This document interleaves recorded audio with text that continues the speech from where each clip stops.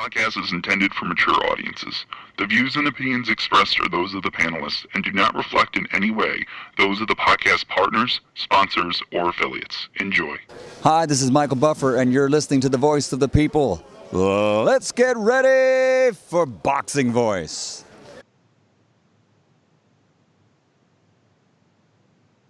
Are you ready? For the thousands in attendance and the millions watching around the world, ladies and gentlemen, let's get ready to rumble! Stainless. Round one. Boxing parts are scientific. Time and distance, copy box percentage. Shoot my shot and pivot. Knockouts, scorecard decisions. Inside fighting, switching from left to right while in the clinches. Really, it doesn't make a difference. You train and go the distance. Fans, celebrities, commentators, generic critics, reporters, interviews, undercard, scouting competition, pay-per-view sales and tickets. The stainless Michael Buffer. Ring walks and introductions. Yo, let's get ready to rumble. Let's go, champ. Protect yourself, obey my rules. Touch gloves, then make sure that you don't want to lose while I'm trying. The one and done, you go stand in the neutral corner. I'm a ring general. You just an enlisted soldier back against the ropes. Didn't listen to the coach and to see the double hooks. I was throwing over his shoulder. Ref starts to count. 8, 9, 10, it's over. These my boxing boys. That's the countdown to the explosion. Letterman, how do you have it through 3? Okay, Jim. 29, 28, set him up, and then he belted him with the left hand. Big left hand over the top by Cuba. He believes he's got another. Man, they don't know shit about boxing. It's what we train for, what I taught you. They work hard, you work harder. You train so when you bang, you aim and hit the target. Ain't about who's strong, nah. It's only who's smartest. You a ring general. That kid ain't even a sergeant. Remember what I taught you. Stick to do and move around the corner. Final warning, seconds out.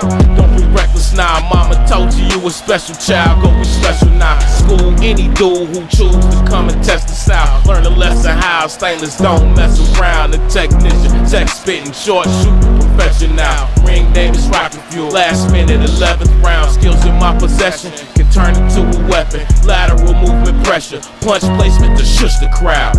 Again, he's down. Corner about to get the towel. What was I now? Oh, your fans, you let them down. Unbelievable! Richard Steele stopped the fight with fewer than 5 seconds to go. The last round is the only round that you can be saved by the bell. Had the judges had Taylor ahead on the scorecards. Love that effective aggressiveness.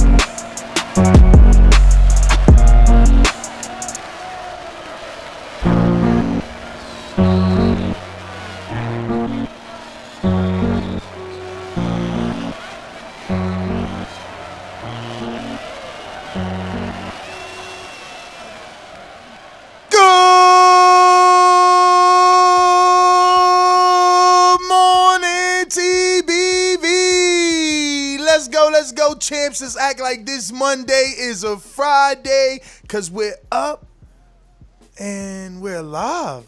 And it's the beginning of the work week, baby. Let's go out there and get it. Let's smash it. Whatever work goals you got or workout goals you got, border wars dreams you may have, it's time to get up out that bed, wash the face, light it up to get yourself in the right mood, man. Come on. You got to be happy every day like Ness, man. You know, or I don't know, man. I don't know what to tell you, but Francis, the praying mantis, Toronto's own, what up? What's up, people? Good morning. Nesta Gibbs, man. First of all, I got to give thanks to the man upstairs for another beautiful day that we can come here and talk boxing. Again, we're talking, you know what I'm saying, quote unquote, the pound for pound king, Terence Crawford. What's going on, Ness? Chilling, man. I'm all excited and ready, man. You know, we counting down on any big fight that's creeping up on us. We counting down on border wars, man. I mean, we counting down on memberships. Doomy just got those approved, so he's going to be making an instructional video for all those people that have been worrying and wondering about TBV's YouTube memberships. So that'll be an instructional video will be coming out now. We finally got approved. And, yeah, you know, we're going to do what we're going to do. We're going to do what we're going to do, man. But, I mean, we're here to talk about We're here to talk about Bob Arum saying that Manny Pacquiao versus Terence Crawford possibly in the Middle East for April, May. After thoroughly reading that article by Mike Coppinger, not the one by Lance Pugmire, but the one by Mike Coppinger that I put in the pre-pro, I don't know that this happens. Shout out to Bomac and their attorney. Let me pull up that name. His first name, I want to believe, is Kenny. But shout out to them, man, for already being tired of the BS with Bob Arum and the verbiage that they put in their contract, man, stating that if they didn't get them a big fight, they would have to get a $1 million bonus.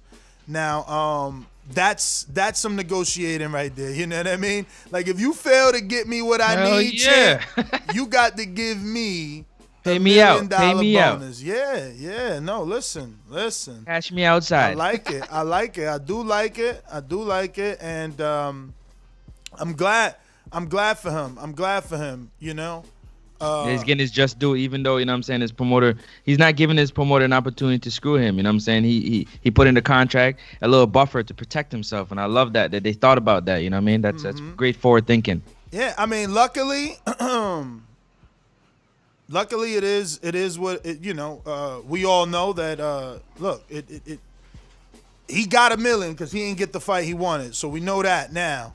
But the verbiage, at least by the lawyer and by Brian McIntyre, that's what's important. And I guess that they don't feel it is really gonna happen. I'm trying to find the actual words here. I think that this is one of them. He says, Kenny expressed frustration that he hasn't received any indication of a huge fight is on the horizon and said, almost everyone in the industry agrees that it's laughable that Top Rank hasn't given Terence a marquee fight yet.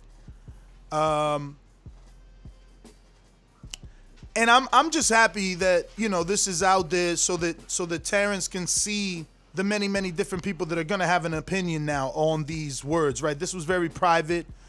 Now we know how he feels, how he, his lawyer, and his manager feel, and we know that they're not happy with Top Rank. So this is probably gonna force the hand of Top Rank to do something. And I love it. Which leads us to April, May, after Ramadan, in the Middle East. But the lawyer, Kenny, says he fears that there was ever an offer really from the Middle East, even though he and McIntyre attended several Zoom meetings with Todd duBoef and Top Rank's legal counsel, in which the plans for the proposed bout, obviously the one that they were seeking, but there was never any Zoom or meetings with anyone in Qatar or anything like that. It was just meetings amongst, the brash at Top Rank with the team, with Crawford's team. Call it brainstorming meeting. I guess they got together to brainstorm to see what are we gonna do next with Terence Crawford. But check this out, right? Yeah, so Todd duBoef says, and I quote, "I take offense to somebody that says we haven't been trying to make meaningful fights for him. Like we're mailing in his career. That's bullshit," duBoef told The Athletic. He said, "We made offers to Porter, to Danny Garcia. We asked Al about Spence. We made an offer to try to make the Pacquiao fight. It's one thing if I don't make an offer and don't try to make the fight. That's different dynamic. We can only try so hard. It takes two to make fights." So that's my thing, man. That's my thing. News. This is piggyback off what you're saying. Isn't this news to you that they're saying they sent an offer to Porter? Yeah, man. Like, what do you mean? Like, every minute they send an offer here, but like at the end of the day, yo, Todd, I know you feeling yourself. You know what I'm saying? You come across as one of the best matchmaker in the sport of boxing, and you feeling yourself. But at the same time, if your offers are not up to par, they're just not up to par. You can offer as much as you like, but at the end of the day, you're not getting Bud the fights, man, and we on your neck. We are on the people, the boxing fans, whether you rock with Butter or not, we on your neck because y'all got to do better, man. Everybody can see the smoke. Like what Wallace said, smoke them out. We're smoking them out, man. They got to give us a reason why Terence Crawford you made an offer to Porter and you're telling us this now? So what happened? Did he price himself out too like Keith Thurman? Like, what's going on? So, it says here, Crawford was frustrated by another hum-ho foe, and Arum made a concession. He promised Crawford that if Top Rank didn't extend him an offer for a fight with Spence at some point in 2020, he would pay him $1 million bonus. To that end, Top Rank even put that language into the bout agreement for the Velasquez fight, per sources. So that's where they're at, bro. It's like, bro, I'm gonna get you this offer, man. You've been lying to me. I'm gonna get you this offer. I promise. If I don't get you this offer, I'll give you $1 million extra if I don't get this offer. And he didn't get that offer. Now I wonder what happened because weeks later, obviously Spence had the accident. So I wonder if Bob went and sat to him like, come on, man, I can't really make you an offer. I can't get that offer now. He in an accident, right? It's not my fault. But there's other people out there. There's other people out there that he can make offers to, that he can make big fights with. But, you got to remember. Anything else in that article? Oh, a lot, Anything man. else in the article? A lot. Why? You got something? Nah, because I listen, man, it sounds like they're getting down to the nitty gritty, man. As you're reading it on, like just that first part you started with was already telling enough, and it's getting deeper into it. I want to know what they got to say. I didn't even get a chance to read it. Yeah, no, I mean, listen, that shit's on fire. When it comes to the Spence fight, we all know that Crawford didn't really want it after the accident. He wanted to give, Spence his just due, and I quote, "I never wanted to fight him coming off an injury like that. For what? To set myself up for failure?" Crawford told Andre Ward on his recent episode of Relentless, an ESPN special that aired last week for the buildup of Crawford versus Brook. And I quote, "Oh, Earl Spence got in a car accident. That's going to be the excuse. Oh, he never was the same fighter." And I agree with him. He's right. Give Earl that time to do what he got to do. Even though people giving credit to Earl for not taking a tune-up, you got to understand that, that's the good with the bad. If you would have fought him, they won't give you 100% credit. But it's like I said yesterday, and like I keep repeating, it's a race to Pacquiao. So the pressure's on Bob. Can he really make this Pacquiao fight? That's what's important. Is he going to be able to make this Pacquiao fight? But I wanted to ask you about this. Who's Scott Van Pelt? You ever heard of him? Yeah. He's the anchor for SportsCenter, ESPN. So they even pointed out that Crawford was on that interview with Scott Van Pelt, who's some big guy, Yeah, and Crawford was on the interview looking disinterested, and and then when he was interviewed on ESPN Plus for the stream of Inoue and Maloney, he was also in another place while playing the video game. Like he wasn't focused because he was playing a video game on his phone. So they saying that basically he brings this on himself. You know what I'm saying? Like right before that, they spoke about his pay-per-views. I just don't want to harp over that so they don't say I'm hating. But yes, I think what's telling here are the comments of this article on The Athletic, how the people feel about what they are reading. I think that's something telling, but obviously I hear you didn't read it. But I'll tell you this, to Todd duBoef's defense, right? He says, right, like, that they've proven that they've believed in Crawford because they've set him up time and time again to do well. When they put him on, they put him right after strategically placing on his fights for the following major programmings. His victory over Kavaliauskas in December enjoyed a lead-in from the Heisman Trophy presentation and generated an average of 1.6 million viewers for Crawford. The Benavidez fight in 2018 averaged 2.34 million views on the heels of a college football game defending champion Alabama and Missouri. So Crawford, enjoyed those leftover viewers and got great numbers. And then Crawford, obviously got the Jeff Horn fight off the back of the Pacquiao win on ESPN Plus to kind of get subscriptions for them. But, he says... Let me jump in there. Go ahead. Let me jump in there real quick. Just to give you a little context to what you're saying regarding Crawford being out on the football weekends and stuff like that when major events are going on. Same thing with Tio. Bob tries to get Tio out every time during Heisman weekend because he does the little Heisman pose. So it's no different. It's no different, man. And he came out and said also he needs to promote himself like Tio and Loma and all this. So I don't know, man. They're talking from two sides of their mouth right now. Yeah, I mean, look, man.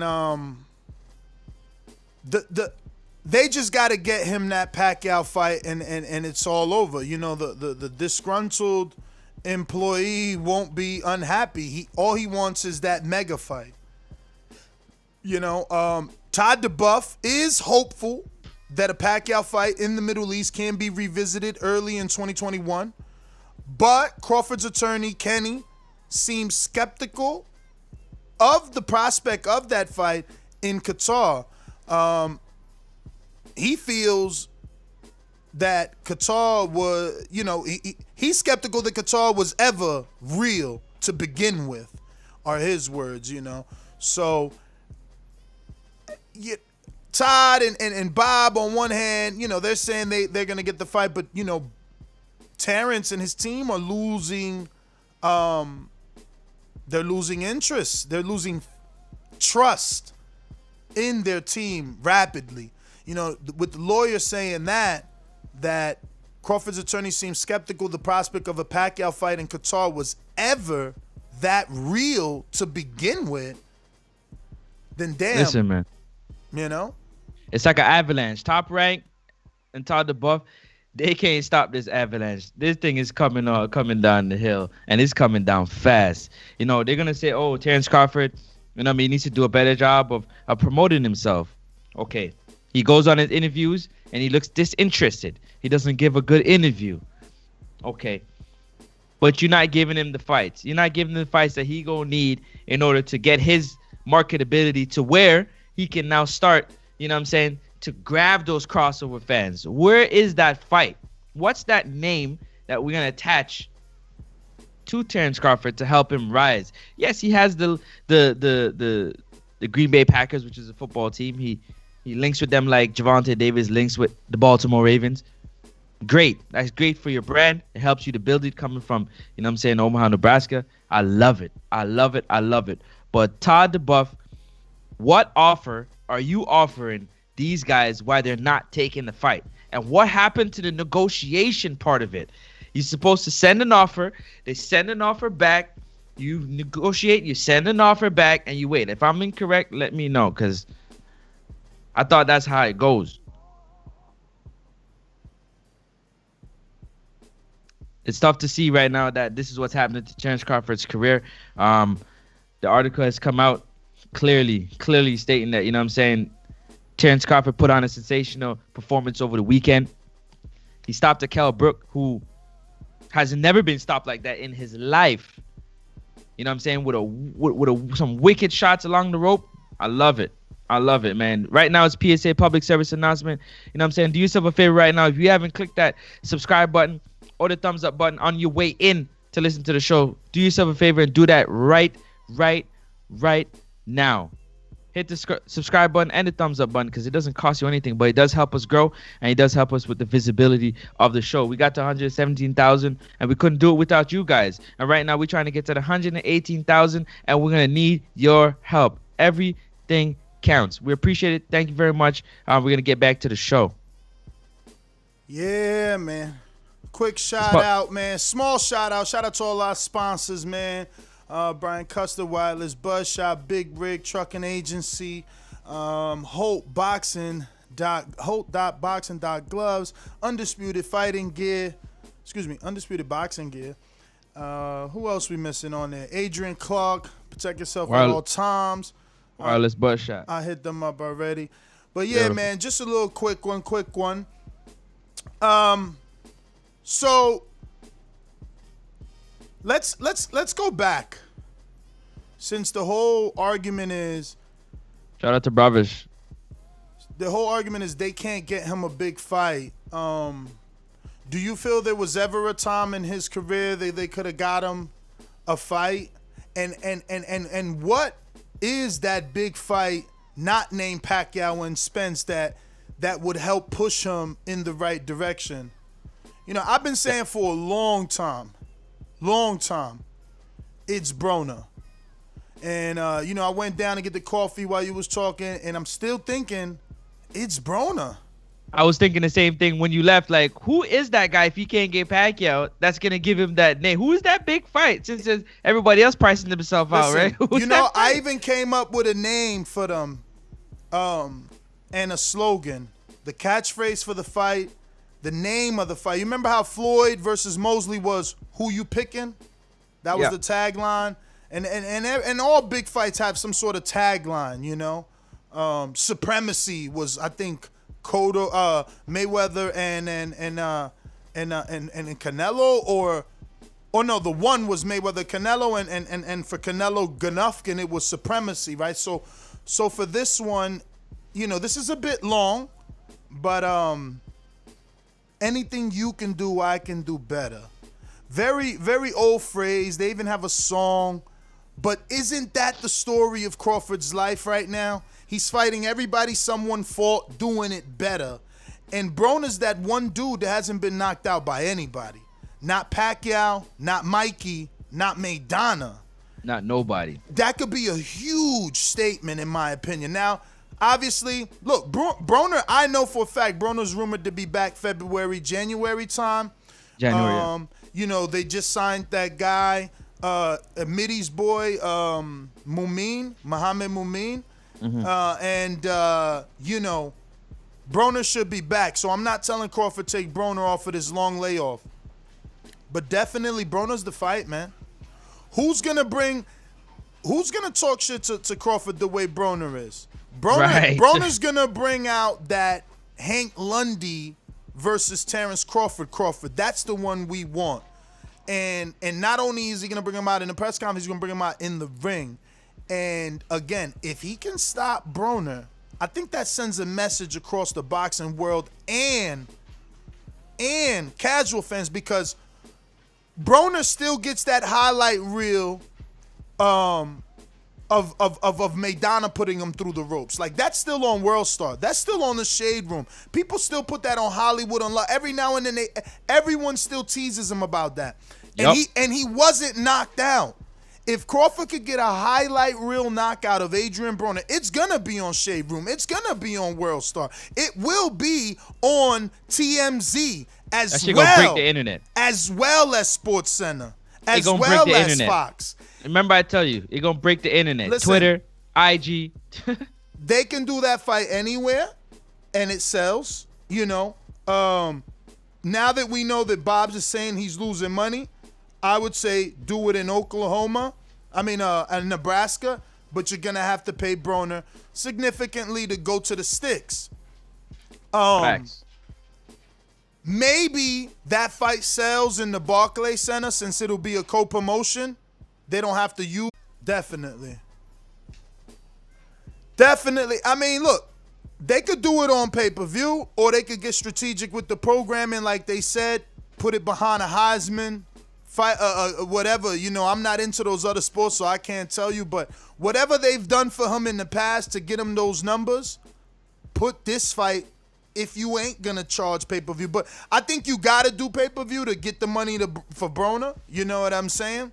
Broner, again, He wants his 10 mil. it's your fault. It's your fault you gave Khan 5.5 or whatever y'all gave him. We gonna say 5. We ain't gonna jump out the window. We gonna say y'all gave him 5. That's y'all fault though. Broner did 400,000 pay-per-views with Manny Pacquiao. Broner's been in the ring with Manny Pacquiao. Broner's been in the ring with Maidana, a dude that is synonymous with boxing for having 2 Floyd fights. You know, Broner's been in with Mikey, who did 48,000 tickets with Earl and also did a pay-per-view with Earl successfully. You know, Broner's been in there. Broner is known. Broner is worth some coin. You know, the question is, Bob said, with what I've spent on Terence, I could build a mansion in Beverly Hills. So the question becomes, is the Broner fight worth the investment to Top Rank? But I tell you what, if they release this man, Al is making the Broner fight. Al is making all those fights, man. He's making all those fights. He's proven to you that he'll make those fights. Broner fought Mikey. Broner fought Pacquiao. Like, he'll make those fights. He's helping those guys cross over because he understands that Broner is a marquee fighter that can push you over the top. Well, Bob already knew that, though, because Bob was reportedly to make a Broner versus Pacquiao fight like a couple years back. They were supposed to make that fight happen, kind of like how Mikey trying to make the fight with Pacquiao. So it should be no problem. Again, he said Broner priced himself out. Bob has always had a problem with fighters pricing themselves out, so the fight wasn't, you know, Broner's like, listen, you know the money I want in order to fight to fight Pacquiao. You give me the money, and I'll fight him. So, I mean, this would have to come down to Showtime and Al Heyman, you know what I'm saying, to put up the money knowing that they're going to get the investment back from the pay-per-view and then make the fight happen. But if it's from Bob Arum's side, this fight ain't happening. So you're right. When he becomes a free agent, Al going to see the dollar signs in that and make that fight happen and cash out. Nah, they need to, you know, right now is the right time to capitalize. He's hot. You know, it's Monday morning. People still talking about it at the water coolers. The Broner fight is the one. So I don't want typical promotion.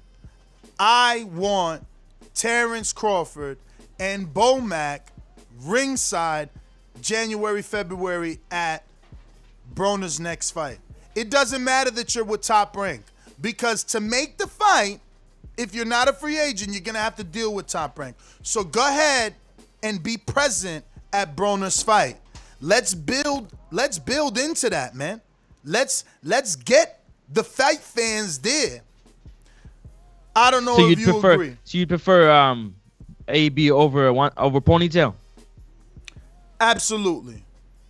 He needs the Broner fight so that. See, and some people believe that they want Thurman over Broner. Yeah, because they want a competitive matchup. I want to give Crawford what he's been begging for: a marquee fight, a breakthrough fight. When Mikey fought Broner, he broke through into pay-per-view stardom with Earl. You know, you need a breakthrough fight. When Maidana fought Broner, he broke through into a pay-per-view star with Floyd. So don't argue, and I'm not saying you. I'm telling Todd duBoef. Yeah, I got you. I'm telling Todd and Bob Arum, stop debating with us. We know what we're talking about. We know what we want. And we know what works. Obviously, they've been doing it longer. They got the financial numbers, and I understand that. But when it comes to Bud Crawford, they've obviously dropped the ball. You don't spend $5 million on Amir Khan when you can give Broner $5 million, put it on pay-per-view, and get his back-end money on the back end if he's quote-unquote, and I'm using air quotes for those not watching video, if he's allegedly so hard to deal with and he wants this $10 million, because I know people are going to call in, say, oh, but he wants 10. He was asking Showtime for that. But this is how you negotiate. You see how simple it is to tell someone, well, Broner, here's $5 million guaranteed. Let's use the same verbiage in Bud's contract. Here's $5 million guaranteed, and you get $5 after every pay-per-view that we sell once we get to the 300,000. Let's go, champ. Now, let's go. Someone might argue and say, well, Ness, he only did 400 with Pacquiao. They would have did no numbers with Crawford. Maybe so, but I completely disagree. I'm just acknowledging that it's a possibility they would have done shit numbers, but I completely disagree. I believe the reason Pacquiao and Broner went the way that it went is because it's one dude promoting. Exactly. I was just about to say that. It's one dude promoting. You got Manny Pacquiao. I did my best, but my best isn't good enough. Nobody cares about that. But if you got Broner talking about Terence? If you got Broner telling Terence at a press conference, man, don't nothing good come from Nebraska. Don't nobody care about the bud in Nebraska. Because he said that on my interviews. Stop breathing into the mic. Thunderstorm nostrils do me. Good morning. Shut that soft ass shit up. All that soft talking. I know you can do it, man. You got the, man, shut that soft ass shit up, man. Man, shut that soft shit up right now, He talking man. to Terence, and that's what I'm saying. He talking to Todd duBoef and all of them. I know we gonna get you to fight. Man, shut that soft shit up. Get the money, put these racks up, and I'll bet you Broner take him to the next level. Rocket launch style. Would Would you like to say? Buckle up, Terence? Because if you fight Broner, next level. Buckle up. Buckle It's up. the law. And it's it's the truth, man. It's that fight where Broner's gonna talk, and Terence Crawford has that mean streak in him. When he started talking shit to Broner, they start going back and forth. That's made for TV, man. Word That's is born. gold right there. Word man. is born. Gold. Yo, Because they go, oh, where you from? Ohio. You see how he talked to Earl when they had their little face to face? Can you imagine what it's gonna be like selling a pay-per-view? Oh man. Yo, but he said it to Kell Brook, right? In Kell Brook's face, he said, bruh, you ain't got both your eyes been broke. You the one can't see. What am I supposed to see? Like, Broner would have tried to come back. And then Crawford's going to come back. You know what I'm saying? But Crawford's going to kill you with the real. Like, bruh, you ain't never beat nobody. Your biggest win is Paulie. Like, he going to be killing him. It's going to get beautiful. You know what I'm saying? And Broner, he got to go outside the box because his resume doesn't say that. You feel me? But, I mean, obviously, he could take the road of, I'm a 4-time champ. You know what I'm saying? He could take the, I'm a bigger star than you. Like that's how you kill Bud at the press conference. I'm a bigger star than you. How many pay-per-views you did? Oh, you did 2 and you still ain't get to my numbers? Oh, you need me to get you on that level. Like that's the argument he got to take in the press conference. I mean, You muted. Hey, Francis. Terrence, would you make your last fight? I muted? Yeah, you didn't make anything. He was. Shut up. He was. Shut up, Terrence. You didn't make nothing. You need me. You gonna make your most money right now. You need me. Yo, that's gonna get Terrence in another place if AB start talking to him like that. Yeah. Shut that soft ass shit up. All that soft talking. I know you can do it, man. You got the, man, shut that soft ass shit up, man. Hey, that would be a press conference, man. Listen, that would be a press conference, man. For real. and let me tell y'all, don't sleep, okay? Don't sleep. Don't say, oh, look at Ness. You know, he hate Bud so much he want to give him Broner after all them losses just so he could laugh at Bud and say he beating dudes with losses.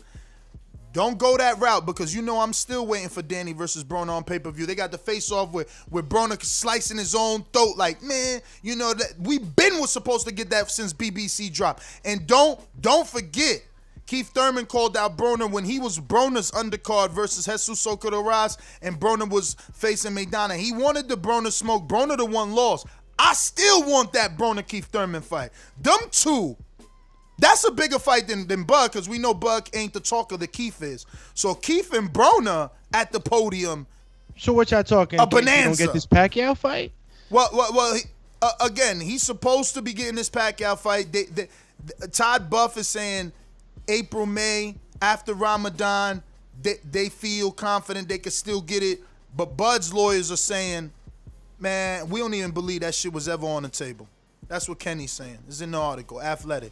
Shout out to Coppinger. Let's go. So they want to do it before Ramadan starts. That's in April 23rd. They said after Ramadan, so they talking about after this year, right?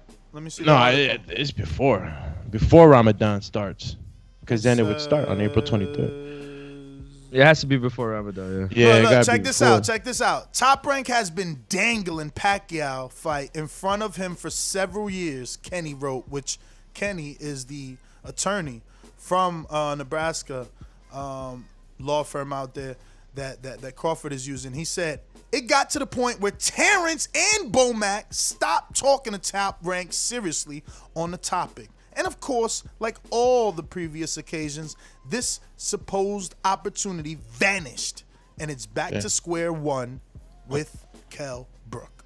Yeah, he said it vanished. And Crawford had said, I'll quote, he said, I already said who I want. I want Pacquiao. I want to revisit that fight. That was a fight that should have happened right now. But being that the pandemic happened and they weren't going to allow fans in the Middle East, they had to put a hold to that. But everything was 95% done. We had the venue. The money was almost there. It wasn't quite there.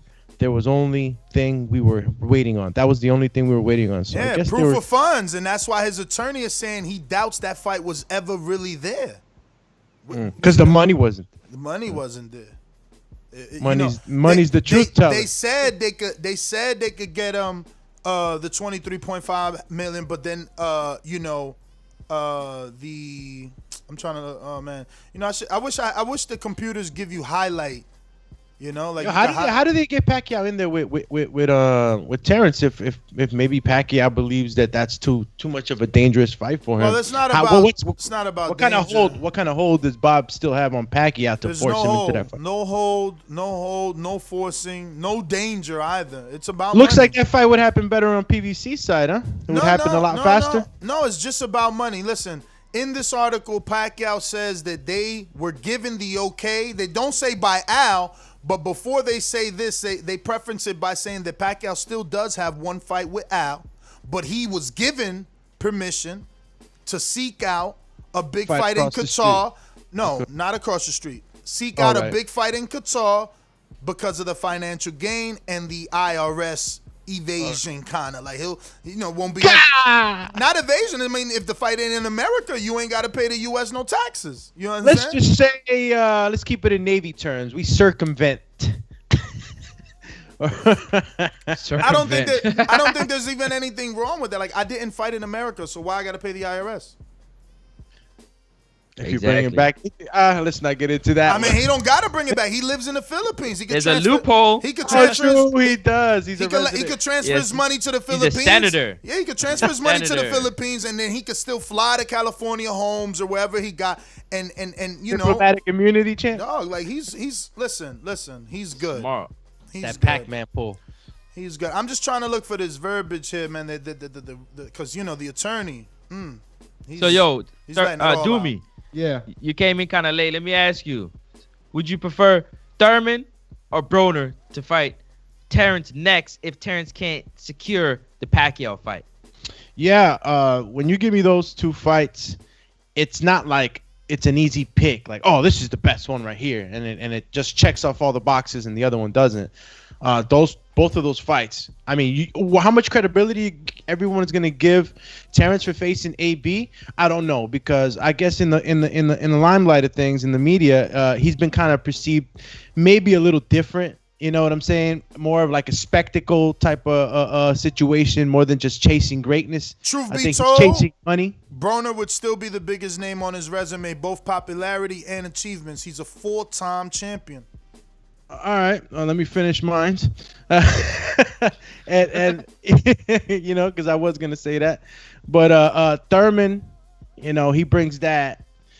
He brings an action fight that is going to be tough for Terence. I'm not saying that the AB ain't going to be tough either, but it's just a different, I guess, light that I'm painting nowadays, in my head as far as competitive fighting. But AB, we're always asking which AB is going to show up. We're always saying that. We're always saying, is he really hungry? Does he really want it? Or is he just, collecting checks, man? Either or, the ratings are going to be high with AB.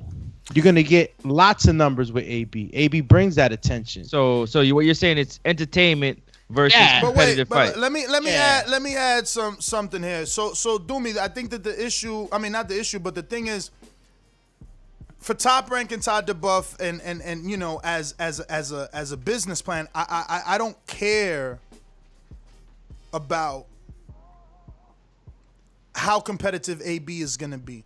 No, as a business, no. You want the most money. I was just trying to paint two not pictures. the most money. What I'm trying to say is that the way I introduced this fight, and you missed it because you wasn't here, is that I was getting the coffee and I had this whole idea that this fight between Broner and Crawford could be called, I know it's a long tagline, but I built it up because the way that, Canelo versus Mayweather was, that was called the one. Mosley Mayweather, that was who you picking. Gennady, Canelo, supremacy. This one is, what did I say? Fucking hell.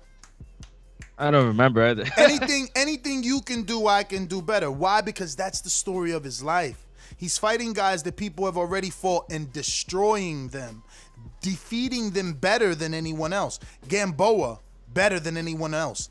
Brook, better than anyone else. Horn, better than anyone else. You understand? Benavidez, first one to defeat him. So that's the tagline. Anything you can do, I can do better. And then it's like, but it's all got to be strategic and choreographed. So in his post fight, it's like, I fought the guy Earl fought. They ducking me, Max. They ducking me. I fought the guy Earl fought, destroyed him better than him. He struggled. I fought the guy Pacquiao fought, destroyed him. Nobody's ever knocked him out. This is the guy that Maidana beat this guy, got a Floyd Mayweather fight. I knocked him out. Nobody's knocked him out. Not Mikey, not Pacquiao. No, Terence Bud Crawford. I'm showing you that I'm leaps and but he don't got that in him, but we're going to give him that script. We're going to give him that script. I'm showing you I'm leaps and bounds above those guys. Oh, all right. So I'm crazy. All right. My bad. Nah, you lost me on what point you were trying to make. Are you trying to just push the AB fight? Yeah, the AB fight is not about competitive. It's about continuing to sell a certain story and brand of you doing the job better than the people that are avoiding you. See, so it's like, we can't get you to fight. So what did Gennady do? I mean, Bob is crazy. He's been doing this forever, and he didn't follow Gennady, right? Gennady couldn't get the fight, so what he did, they're afraid of me. I'm the most feared. I'm drama show, Mexican style. Everybody fears me. And what happened? Canelo had to fight him. Smoked him out. So what we saying, anything you can do, I can do better. Every guy you fight, I'm destroying him. It's the whole Gamboa Lopez thing all over again, man. That's all I'm saying. All right, so Broner is the better business deal, and we could all agree on that here on the panel as far as numbers go, right? That's what you guys believe. You believe that Adrian Broner will, bring more numbers than a Thurman Terence Crawford fight. Yes, I'm saying yes. All right, I just want to get a solid opinion from both of you. I wanted you to get your point off. That's why I let you talk. Sorry. I mean, I'm not necessarily saying that. I'm just saying that Broner is the right next fight for Crawford. It will set him up to be more marketable, more appealing, and more desirable to the top welterweights. All right, finish, Doomy. Yeah, no, he's painting a great picture. I mean, but I just can't. I cannot not say that Thurman wouldn't be mad colorful at the press conference. Talking his talk. His attitude. I think that he could do just as well. I don't know who has done better numbers between Adrian Broner and Thurman. Thurman's done better numbers, both on pay-per-view and live television, but Thurman more popular. Thurman isn't the crossover star that Broner is. Way more popular. Broner's on all the websites. Hollywood. Yeah, I heard. I was listening. He's everybody's watching what he Shade does. Room, everything else. No, look, you're right. Especially his last court case. Listen, He's gonna end up on. You know what? I'm gonna agree. Listen, Broner will be on Charlemagne the God. Broner will be on Charlemagne the God. He'll be on Hot 97. Broner's gonna get all that. Rick Ross is gonna be. He's gonna get all that love. I'm gonna agree with you, Ness, because you're right. AB is constantly in the other media outlets. He's all constantly, the time. even And he especially doesn't when fight he's as not often. fighting. Exactly. And I'm Especially begging when these he's not guys to fighting. do this. I'm begging these other fighters, just do the same. I mean, don't get in trouble, but be where people can see you. No, but guys, let's talk to the hardcores, man. We can't forget about the hardcores. I know that we got to go with what's best for the fighter as far as money. This is for the hardcore. This is for the How hardcore. excited are people gonna get Doggy. for Adrian Broner fight as to a Thurman fight. You know, Thurman, Let we me tell get you a this. real. Let me tell you this. They're going to get more excited. They're going to get 10 times more excited than the Brook fight, the Kavaliauskas fight, the Benavidez fight, the Khan fight. Broner is a bigger fight, man. And not only that, it's a necessary evil. This isn't for the hardcore fans. It is for the hardcore fans in the sense that we are setting it up to get Crawford the fan that you want. I mean, the fight that you want. By giving him the Broner fight, it gets him the Earl and the Thurman fights, man. Go for it. Yeah. This is. Hold on, let me give you my point real quick. This is my final point on this. You know what I mean? My opinion. I'm gonna add other things, but this is my final opinion. Broner versus Terence is a bigger event than Terence versus Keith. But Keith versus Terence is a bigger fight than Broner versus Terence. Yes. And that's it. All right. Imagine little bro goes back to big bro. Train me for this fight, big bro. What? All access with Floyd again. They dropping him on YouTube all day. He ain't going over there, man. What? What? Yo, why is Adrian Broner gonna go train with Doggy, Mayweather? What training camp hasn't Broner been there for, man? You tripping right No, now. I'm saying, why is he gonna, like, I know you're trying to sell it, but he's not gonna go and train with Mayweather and do highlights with Mayweather. He was just the soundbite I just played. He was mad at Leonard Everby because they wasn't with him. He was with Mayweather. I hear you, but he has done it before. To say that I'm not saying he hasn't, but you're selling it in a way where you like. Well, no, I'm just giving you history. He's trained. They got a love-hate relationship. He's trained there. He sparred there. He's held camp there. So there's a possibility he can do it again for the biggest fight of his career. I mean, I think you're selling. All that stop talking. I know you can do it, man. You got the. Man, shut that soft ass shit up, man. You ain't with me. Yeah. No, but for real though, they got this like love-hate, big brother, little brother relationship that only they understand. You know what I mean? He knows about Floyd's business before anybody else do because they talk all the time. Yo, honestly, and with Floyd's new change of attitude with the whole training thing now, yo, that would be made for TV. Both them guys talking up this fight against Terence, man. Please, man. Hell yeah. Listen, man, that's the marketing plan right there for 2021. We got to get behind it. And hashtag it, get Bud the fight. We got some super chats, man. Let's start from the tippity top. The tippity top. Let me just take it from the top, and then you catch up. You know what I'm saying? But I wanna rock them out. I wanna take it all the way from the top because it seems like. Oh no, those are the 15th. Hold up. The new one is LV Slugger says Thurman over Broner, good for casuals and hardcores. Yeah, but we got to give Thurman his tune-up. That's what I'm saying. Broner's already scheduled to fight January, February. We throw him in there, and it, boom, popularity boost for Crawford. So then when he does fight Thurman, that $10 million isn't a big deal to start as a negotiation point because they're going straight to pay-per-view because now Broner took Crawford over the top. So now the Crawford-Thurman fight is pay-per-view. You get what I'm saying, y'all? Just walk with me, man. Walk with me. I got y'all, man. Don't y'all know that Broner wanted that ponytail fight for a long time? Y'all remember that, right? You mean Thurman want that Broner fight? Broner the one ain't signed to fight Thurman, man. You kidding me or what, man? You really gonna say it's Thurman? Not according to him. You really gonna say it's Thurman ducking?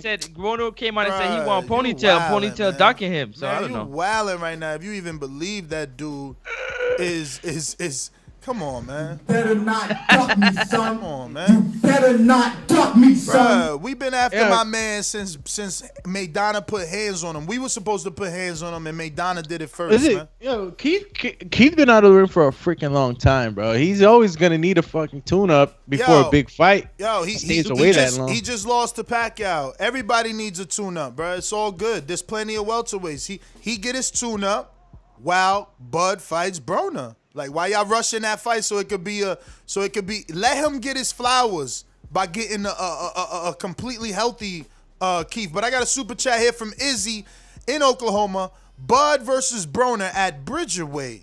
Oh, hey. Hashtag.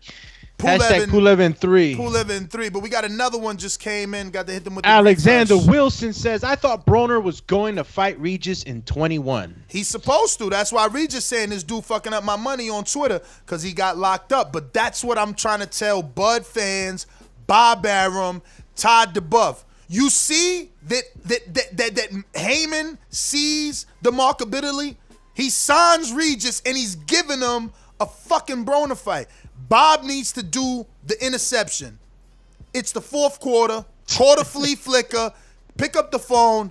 Al, we need Broner. $5 million, 5.5 just to get above that. Whatever Khan was, we got to get at least $500,000 more than Khan. Guarantee us anything over $3, $5 pay-per-view. Let's go. I gotta look after my investment. Bruh, if you don't, Regis is going to get more popular. So it's all on you. Do you want to be in Regis's position, or you gonna let Regis continue to bubble above you? You know what I'm saying? Call him Bubble. That's it for the super chatties for now. Man, let's get out to the callers then, man. You know the For number sure. to call in, 1-425-569-5241. Press 1 one time. Voice your opinion right here on the Voice of the People hotline. Don't forget, you could also add Nesta Gibbs on Skype to be part of the conversation right here. And quick shout out to Alexander, Izzy, LV, Slugger. We appreciate the super chat love early in the morning. And we're going to go out to our sponsors real quick. These calls are brought to you by El Camino Electrical Services, experts in electric vehicle charging stations. For consultations and turnkey installation, visit us at elcaminoelectricalservices.com. Remember to rate us 5 stars on iTunes. Yo, it don't stop. Just because we got to that goal of 117,000 doesn't mean we want you to stop telling a friend to tell a friend to subscribe to the YouTube channel, man. I mean, next stop, 118. We must go. The little engine that could. I wonder if people even know that book anymore, man. Like that How could you not? Bro, that was a book when I was a child, and there's barely books in the world anymore. Like, what the hell? You never caught it on Channel 13? That's when you was little? Little engine that could and shit, little train. Hell yeah, the blue train going up the hill. Like I forgot the train's name. I think I can. Yo, word is born. That's how Top Rank been doing Crawford. We think we can. We think we can get you the big fight. Come on, dog. Listen, I'm just glad that these words are out there. That this is Crawford's frustration, because for years we've been telling them Al gets it done. The proof has been in the pudding. Laura didn't know English and got big fights. You know, Trout, Cotto, and Canelo fights, man. Like, my man's in Las Cruces chilling right now, married with children. He's cooling. You know what I'm saying? Say what? Exactly. So I'm just saying, man, when people like, oh, why you got to go to Al? Why you got to go to... Bruh, you go to Al because Benavidez is 21, 22, and he's a 2-time champ already. You go to Al because Earl's 27 and is a unified champ that Jerry Jones loves. Man. You go to Al because Danny is a star. You know, I mean, he unified, but you guys got to still remember Crawford's a 3-division champ. Like what he's done in the span of time that Earl's done. What Earl's done in the span of time. You got the wrong I gotta argument. give Crawford his credit. But you got the wrong argument, Doomy. Listen, we're not comparing resumes. We're comparing managerial teams. You know, we're saying, look at what Al has done for fighters that don't even speak English. They've gotten the Canelo fight. Look at what Al has done for fighters who are allegedly not marketable.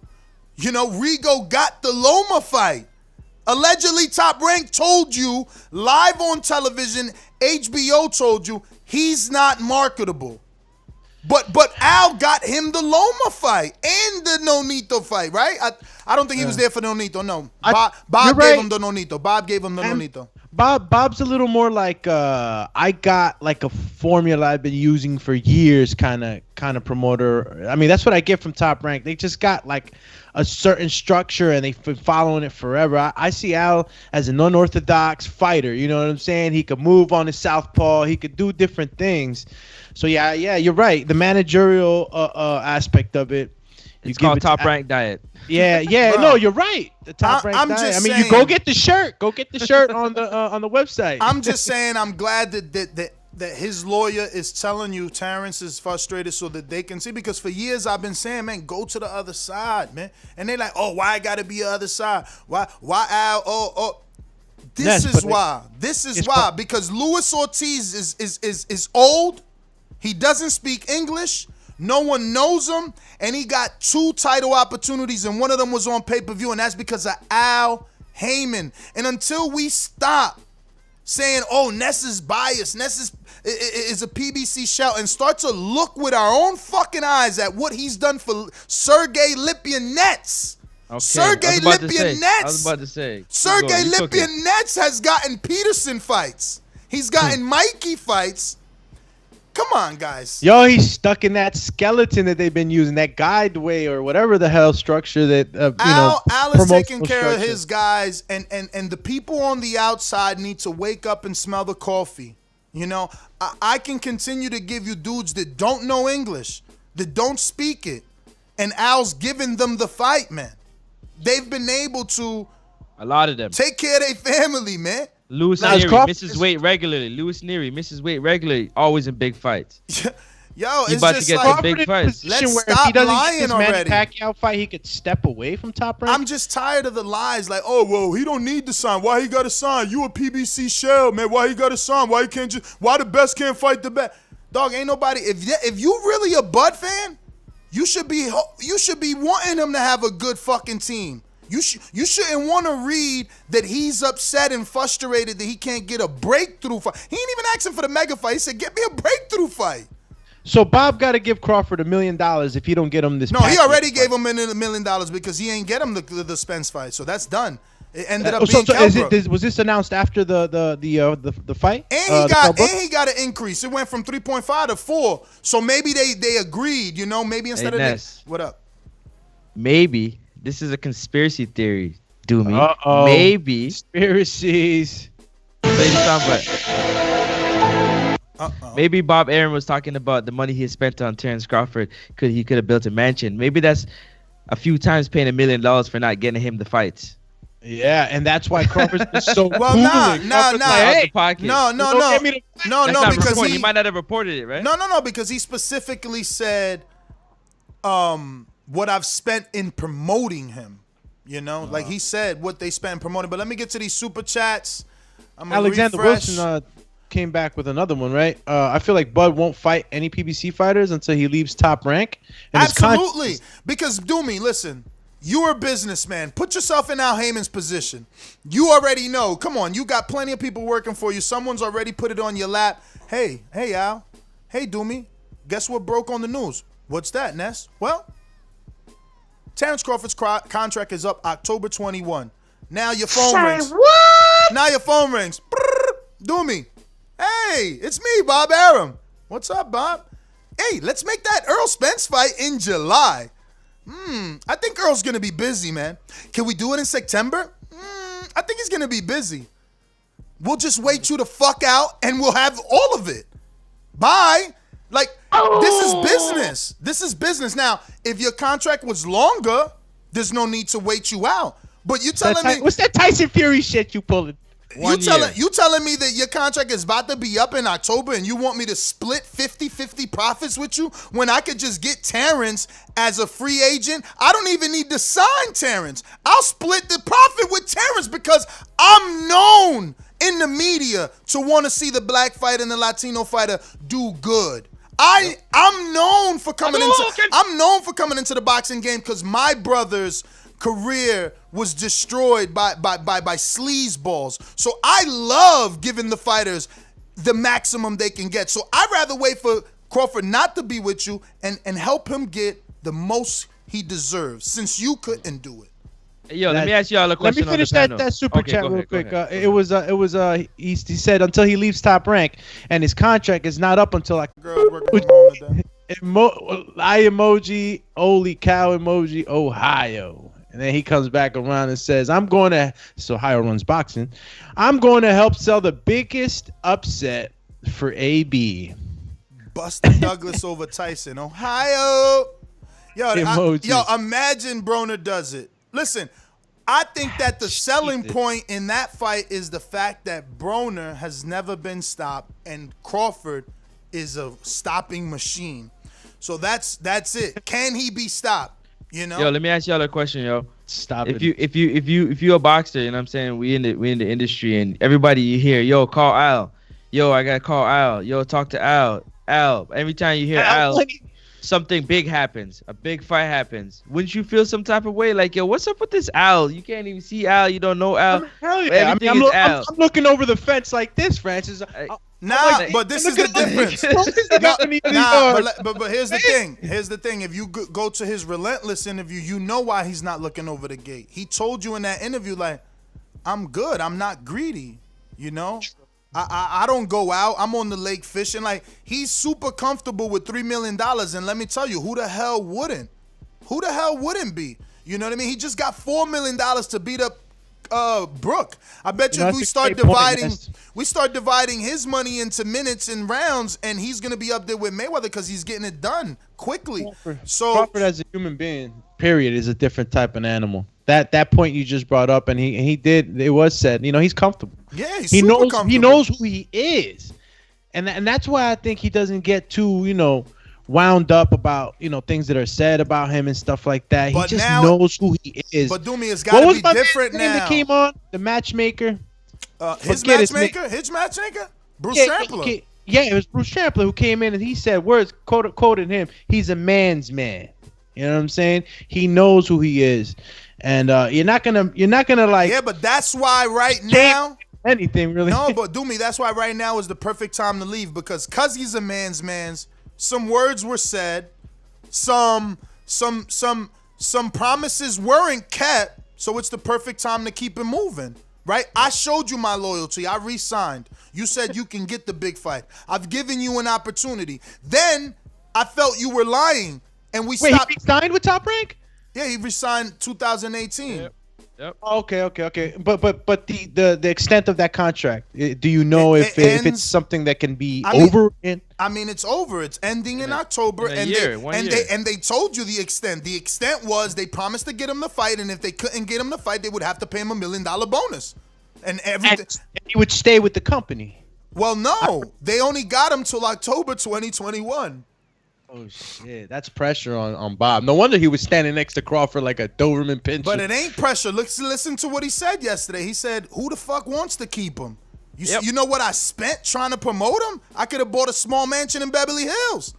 He needs to promote himself like Tio. He said he needs to promote himself like Tio, like Pacquiao, like Floyd. Like he went on a rant. So and that's what I'm saying. You said it. Crawford's a man's man. So maybe he hears this and he's like, "Oh, you talking shit after I gave you an opportunity to try to make it right? I'm out." But anyway, let's go to these callers. We talked it up. We juiced it up enough. Adrian, Wisconsin, what up? Subscribe to. Hey, can y'all hear me? Can y'all hear me? I'm on my Bluetooth, so I don't know if you can hear me. We hear you. All right. Well, I mean, as far as everything's concerned, I mean, I agree with you. I think the AB fight is a breakthrough fight. The only thing is, I mean, if AB is going to sit in there, talk a lot of shit, now let his hands go, give us the typical AB we're used to seeing, I mean, I don't know how much credit he gets. People are going to talk shit. It'll break him through, but people are still going to talk shit about that fight. Nah, the credit comes from stopping him. No one's ever stopped him. Not Porter, not McDonough, not Mikey. Stopping him, and that's what we know Crawford could do. We know he could stop him. Okay, I'll give you that. Yeah, he knocks out AB and puts him on. That'll put him on a different level. And then just to address another thing I heard on the show the other day, I don't have a 4-year fight plan for Mitty. Just calling that out because I'm not on the Border Wars chat. I just figured I had to get 2 fights to be able to challenge. I thought that was the rule. But if I ever get a chance to skip the line, I definitely will. Yo, Agent, I want to ask Agent something. That is the rule, and the only way you can skip the line is if the champion gave you a voluntary, and there's no champion in your division or the division that you're seeking. But yeah. Yeah, shout out to all the sponsors out there for our Border Wars 9 event and for TBV. You know what I'm saying? December 5th in Dallas, Texas, Border Wars, man. Y'all got to get excited. Y'all don't want to miss this, man. We're going to run down our sponsors real quick. We want to shout out to Brian Custer of Last Stand Podcast. Brian Custer, without you, you know what I'm saying, it wouldn't be possible. We thank you very much. Go ahead and check out his interviews. Over there, he got Deontay Wilder, Terence Crawford, Earl Spence, Ice Cube. Just a plethora of entertainers and athletes that you might know and want to hear from. Also, you got to check out Big Rig Trucking Agency.com. Big Rig Insurance Trucking Agency. For all the truckers out there, go ahead and check out their rates. They might have something for you. Also, we can't forget Adrian Clark. Protect yourself at all times. He's going to be helping our Border Wars fighters with their headgear and glove matching, looking safe and clean. Shout out to his book that he got, Dark Horse, A Manager's Memoir. Shout out to Xavier Miller, the coach of One Dillian White over there in the UK. He made a connection with Bravos. Thank you for Bravos for supporting our event. Nestor Gibbs got the sleek white and gold headgear and gloves. Looking forward to all our participants getting the opportunity to get those gloves. Shout out to Undisputed Boxing Gloves, UndisputedBoxingGloves.com. You know what I'm saying? Coach Revere and the whole team. They're also going to be sponsoring events with their custom-made gloves for our winners of our events. Also, you can't forget Kendall Holt. Holt.boxing.glove on IG. That's Holt.boxing.glove on IG. Go check him out. They're going to be sponsoring the event as well. We can't forget Wireless Bud Shop, wirelessbudshop.com. That's one of our very own Patreons. And definitely go out there and support wirelessbudshop.com. Last but never least, we can't forget El Camino Electrical. They've always been supporting TBV for a long time, and now they're going to be supporting our Border Wars event. Thank you very much.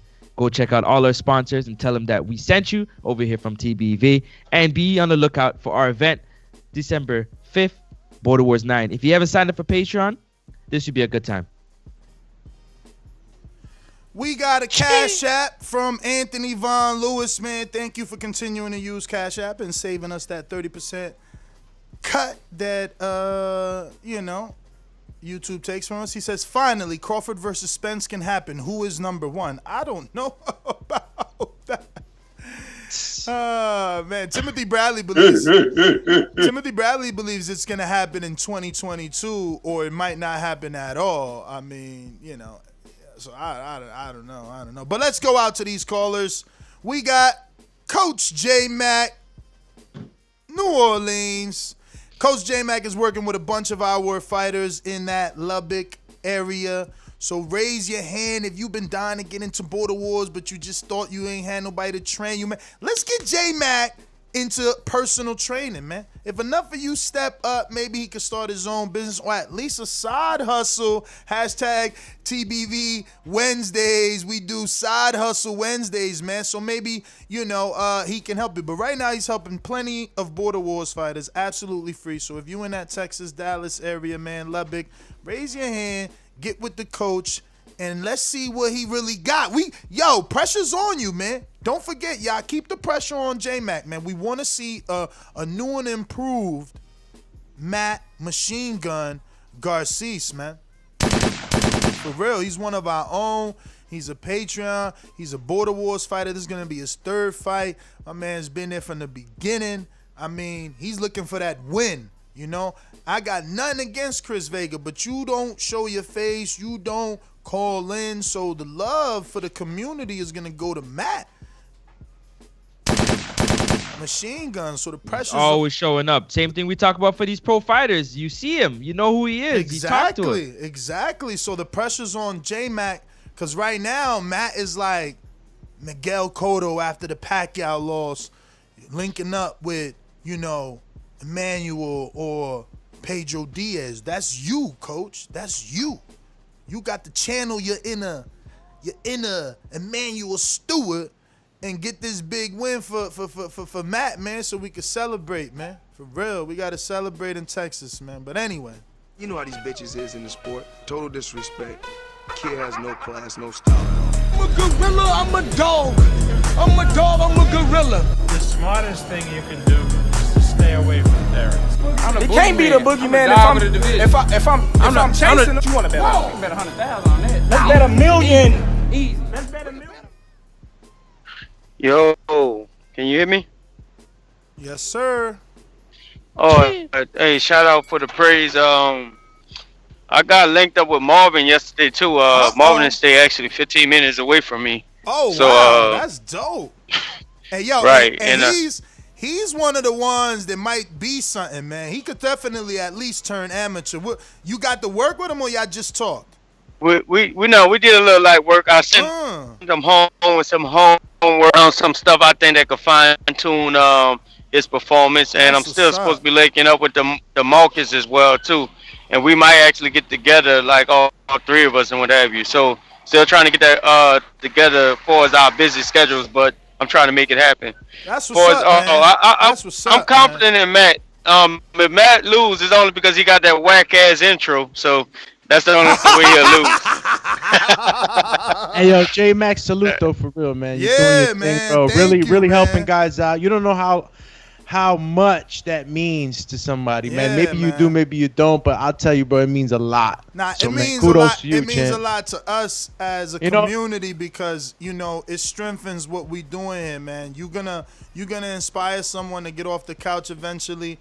To do this because they were a little bit afraid, man. That one-on-one They don't know training, how hard man. the coach's road is, J Mac. Yeah. Some of these guys just don't know. You know what I mean? And look, I love it, man. Like I find energy. That's the only thing I have energy, no matter how hungry I am, no matter how tired I am. Like I told you, how hard my route is, and I still could get in there 2.5 hours and just work and stuff like that. So I'm definitely passionate about training. But let me get to my call before I run out of time. I definitely don't agree with the Adrian. Time. Now we starting your time.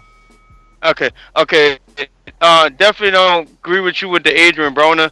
I think it's funny. Somebody say he'll need a gun the last 5 rounds. That's pretty much accurate. Last time I heard, AB didn't even bring his gym bag in the ring when he was out there training with Bud. So him getting in the ring with Bud is not realistic. Even if it was in the plans, I think he'll price himself out, ask for a crazy ass number to where he'll not show. I don't think he's interested in fighting Terence Crawford. He better go like the Regis route. He ain't trying to fight Earl. What make you think he gonna want to fight Crawford? But listen. You making it about what AB would or wouldn't do. The question is more about what would it do for Crawford in your opinion? Okay, what would it do for Crawford? Unfortunately, Ivory does bring the buzz, and maybe the casuals could get caught up into that. But all that shit y'all saying, AB be talking, bro. Listen, I don't think AB gonna talk that shit like y'all think he gonna talk that shit to Crawford. Man, he done been around Crawford before, and there's a certain respect when you know you're in there with a real one. And I don't think AB will have the nerve to even talk the shit, because I don't think he got the confidence in beating the Crawford. Cut it. What? I ain't gonna stop that shit up. All that soft talking. I know you can do it, man. You got to. Man, shut that soft ass shit up, man. Listen. He might be right, but it's too late. It's too late. He already said stuff to Bud on interviews and videos about how nothing good. Don't nobody even care about the Bud in Nebraska or something like that. Like he's already come at him. So I don't know. I think it's too late. And that's part of him, man. He can't all of a sudden start being a good guy in front of Bud. What up? You got to do it. You got to. That's one thing. Soft ass shit but that's the type of stuff that makes me want to see this guy fight. Exactly. And like, look, AB, whatever, we even me right now saying whatever, it's like, do we take him? All this other stuff, but the man's never been stopped. Never. The man can take a punch. He's hit solid. He could punch. He dropped Porter in the 12th with a left hook, man. Like, so it's like all you take all the silliness out. Listen. Gamboa My man was in court. A lot of people hurt or buzzed, whatever word y'all wanna associate it with, but people have, affected. He out there with Mikey having shots. People have affected Crawford in the ring with shots. Imagine if Broner hits him with that check left hook. I ain't saying he dropping him, but if he puts him on legs, can Broner follow up?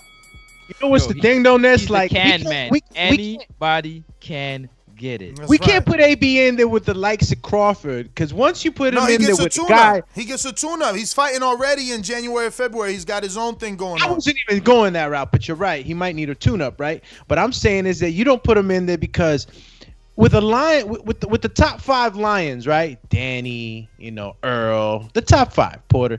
If you put him in there with those guys, and these guys whitewash him, wash him, put him in the dirty laundry, hit him with the Tide, hit him with the Unstoppable, and then what happens? He's embarrassed to the point where, like, okay, that's enough. I think the aura just leaves. Stock goes so far down that, like, never, dog. Listen, that's the issue. That's the issue with our mentality, and then y'all want to be comparing boxing to MMA, but what? I mean, how many of your freaking MMA weirdos got losses? So what? He lost to the top. It's the top. He lost to Bud. Why is your career over? You become the new Berto. You become the new Jesus Soto Carras or the new Robert Guerrero. You keep giving dudes an opportunity. Listen, he loses to Bud. I'm still watching him fight Regis. You know what? Good comparison. Good comparison to MMA. We were saying that shit about MMA. Like, these guys can lose and they come back. The crowd's still cheering for them. What the hell's wrong with this sport, right? Our sport should be the same. These guys put it all on the line as well, just because you get the little extra silliness and shit. Shit ain't real. I would never write all Francis if he lost to Coach Myers. Like, yo, you lost. It's okay. Come back like Machine Gun and get another win. Coach Myers, Connecticut, what up? Ooh. Good segue. He ain't even talking, though. Yo. What up? Y'all hear me? We hear you. Good morning. Morning. What I think Crawford should do is probably not plausible, but I wish that he could just wait it out, fight whoever buys off from in 2021, and then go to wherever he wants, a free man. I think right now Earl probably has the leverage, but if Bud waits it out this last year on Top Rank, I feel like he's going to have all the leverage because he'll be a free agent. If Earl don't want to give him the fight, he could just go up to 54, fight Charlo. So I think he should just wait it out. Listen, if they already gave him $1 million for not giving him the fight, then they ain't gonna give him the fight. So they're just gonna talk for the rest of the year. But that's my call. Hold up, Coach. This is for you, champ. Yep. Damn, my bad. See, that's why, because you trying to start something. Keep it moving. Izzy coming for you. Izzy, Oklahoma. Good morning. I think Bud's gonna fight Danny Garcia in 2021 for all the belts. That's what I said. That's my call. Damn, I mean, they're good as dead. Just bring my money to Dallas, man. That's all I gotta say. Bring my money to Dallas, man. Don't leave it at home. JT, New Orleans, JT. Hey, Izzy, hit me up if you in fighting shape, man. I might have something for you if you want it, man. JT, New Orleans, talk to me. Woo! Let's go, champ. You feel me? JT. So you come across like a nice guy, but you're really a piece of shit. Hey, with that comment. Come on. That was a piece of fuck you. That was a piece of shit. You know, we're doing live TV. Man, I don't care. What are you gonna do about it? I'm killing this mother. Why do you have to talk like that? Well, I'm talking to you the way I want to talk to you. You have a problem? Turn off your station. I'm the best ever. Based up on the topic, do I think Adrian Brown and Terence Crawford are a good fight? No. Fighting style? No, absolutely not. It'd be a better fight with Keith Thurman, but I see what y'all mean by selling the fight. But to be honest with you, if their fight was to be made, can y'all hear me? I got a lot of wind in the back. We hearing you. A little bit of wind, but if that fight was to be made, to be honest, when he beats Broner and he beat him bad, because we know who Broner is, they're not going to give him the credit for it. But he was in a popular fight, I guess. So I mean, so you don't think if he gets the stoppage over Broner, he won't get the credit? Nah, he ain't gonna get the credit because they're gonna go back. This is what they're gonna do, like they did with Kell Brook. Kell Brook used to be the top welterweight. His eye condition. They're gonna say Broner used to be this guy and all that. He ain't the same Broner since he lost to Madonna. it's gonna be the same thing. So, like I said, I'd rather see a Keith Thurman versus a Terence Crawford fight because I know one thing about Keith Thurman, at least he could go out on his shield. Cut it, cut it, cut it. I mean, I He said guess I see. shield I face. guess I see what you're saying, but I disagree. Juan in the BX. Juan in the BX. Are you available? Damn, is that Juan from the BX?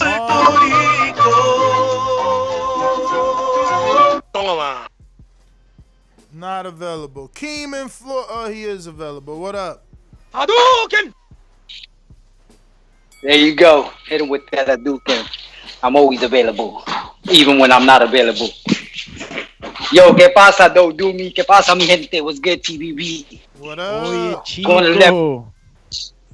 He was doing good for 4 rounds and shit. He was laying the smackdown on Crawford. He had me amazed for a minute there. I know everybody was saying Crawford was setting something up, but nah, he was setting up to lose for a second there. And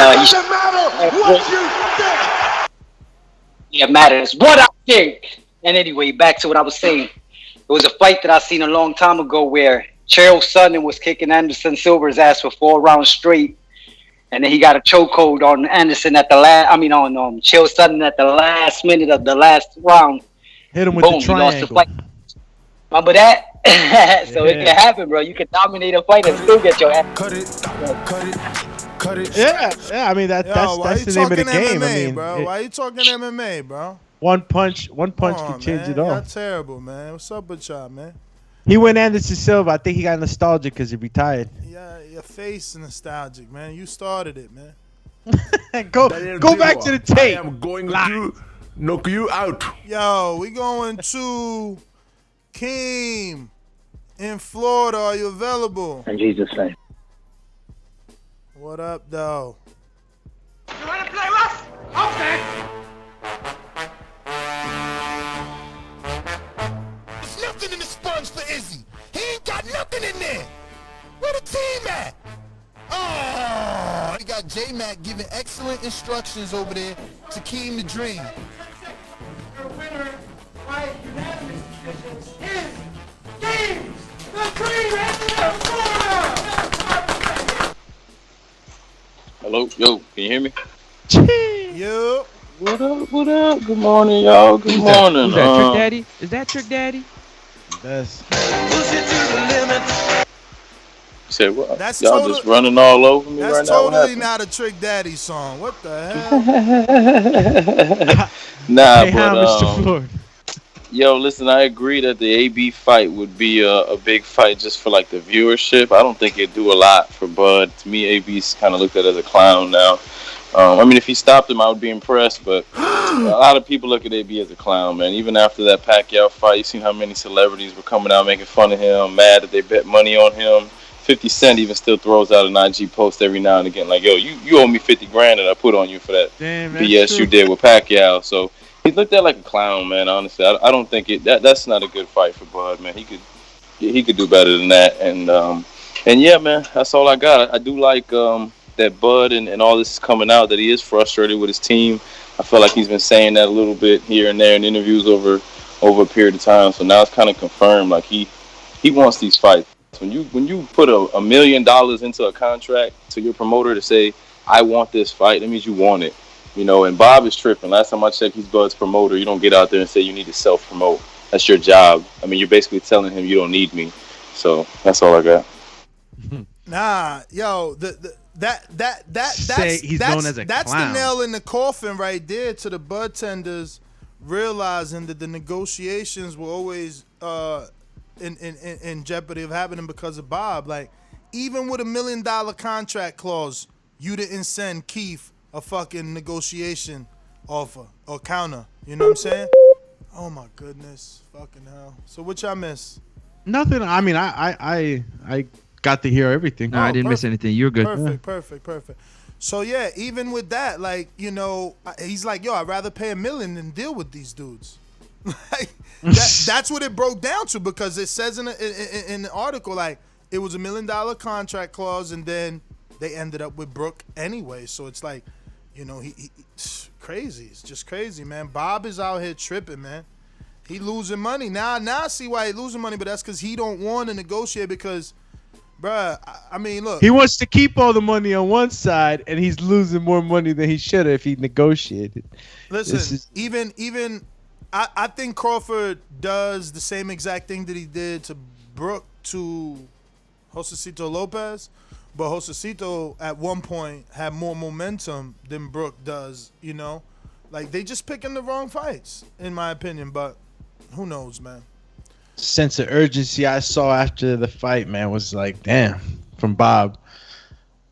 What do you mean? Just, I don't know, like his body language. You know, I'm no body language expert, obviously, but you know, I pay attention to, you know, just his posture and his movements and his, you know, the way he was talking. He seems very frustrated. I mean, you know, a lot happened that day, right? I think that he was probably upset for sure with the Maloney the headbutts? Well, no, not the headbutt. The fact that Maloney didn't win his rematch because now they're not contractually obligated to a third fight, and Franco gets to go back to Golden Boy Promotions with that belt. You know what? Something I don't know if you guys discussed it already. I didn't get to ask you guys, but the first time Crawford, you know, had Kell Chapo in trouble, did you guys feel like that was like an unnecessary jump in by the ref? You know, to kind of like, you know, break it up in a sense. When he sent him to the ropes. Yeah. The first time, no. and then Bayless jumped in. Nah, because I think that when he sent him to the ropes, he followed up with some other shit. Yeah, like shots. Yeah, I found it strange that he wasn't allowed to finish him. That he jumped in, you know? Nah, he was finished. Did you no, see? But no. You gotta go watch the two lefts, man. He landed two straight lefts. You know, when Kell was bent over, bro. Like Bayless, I think did the right thing. That first left, bro, my man. I'm telling you, he waking up right now with whiplash. I gotta go back and see it because I don't remember seeing a knee touch, a glove touch the canvas. So why would you jump in? Let me tell you too. Top Rank must know that this article was out. Obviously they know because they are so heavily promoting Crawford on their Instagram now. Like it's every second they got a new post. So if you go to their Instagram, you can actually see they have a slow motion of the knockout and. Brother, the neck, man. Bro, my boy's head was bopping like a pigeon when the way he was getting hit. Bro, I feel sorry for Kell Brook's neck right now. But let me go out to Anthony in North Carolina. What up?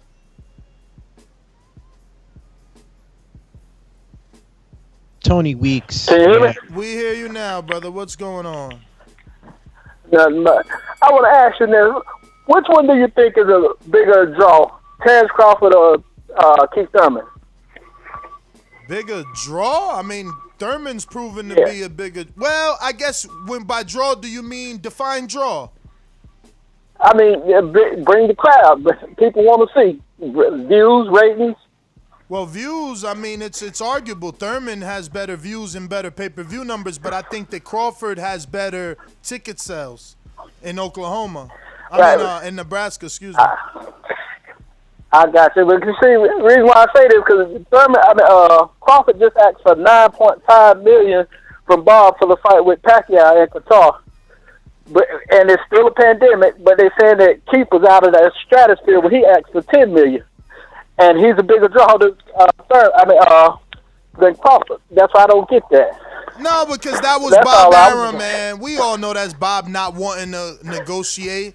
You know, it just was sad that all the bud tenders ran with that, knowing that Keith is worth money, man. You know, is he worth 10? Maybe not, but damn sure a strong negotiation starting point, especially with Mikey getting 7 to fight Vargas. If you want a name, you got to pay. DAZN wanted a name, they paid. That's my thing, because they was Keith feels ridiculous. Ain't Crawford being the same thing then? I don't hear y'all saying that to Crawford. Cut it.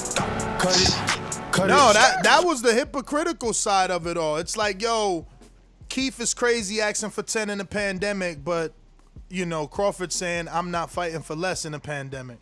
He tells you in one interview, my job didn't change. I could still, you know, get injured with one punch, but Keith and Brook, they should take less in the pandemic. But anyway, moving on, we got Texas's Zone.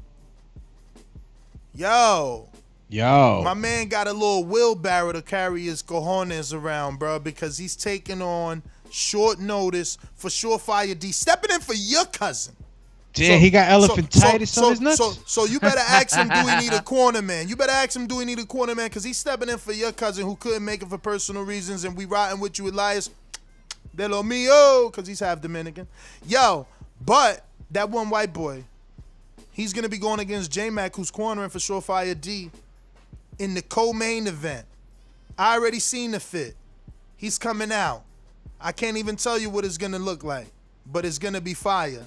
You know what I mean? Step your ring attire up is all I'm saying, man. We got TV execs in the building, celebrity ref Steve Willis in the building.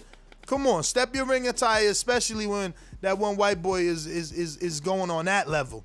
You got to see what he's coming with. But anyway, enough fluff. Let's get to Texas's own white boy. BoxingVoice.com. When I was locked up in county jail, I thought the Southside was gonna fight. I knocked out the Southside. Teardrop. BoxingVoice.com. What you got to say about that, Deontay? What you got to say about that, man? Hold on a second. Sorry that I missed your call. Good morning, gentlemen. TBV. What's going on, guys? What up? Oh my goodness, just left the gym. Got my ass handed to me, but it's all good. The more pain now, glory later.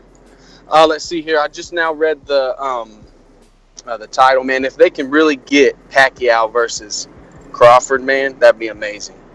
I've been wanting that fight for a long time, and that's going to be a good fight for Crawford, man.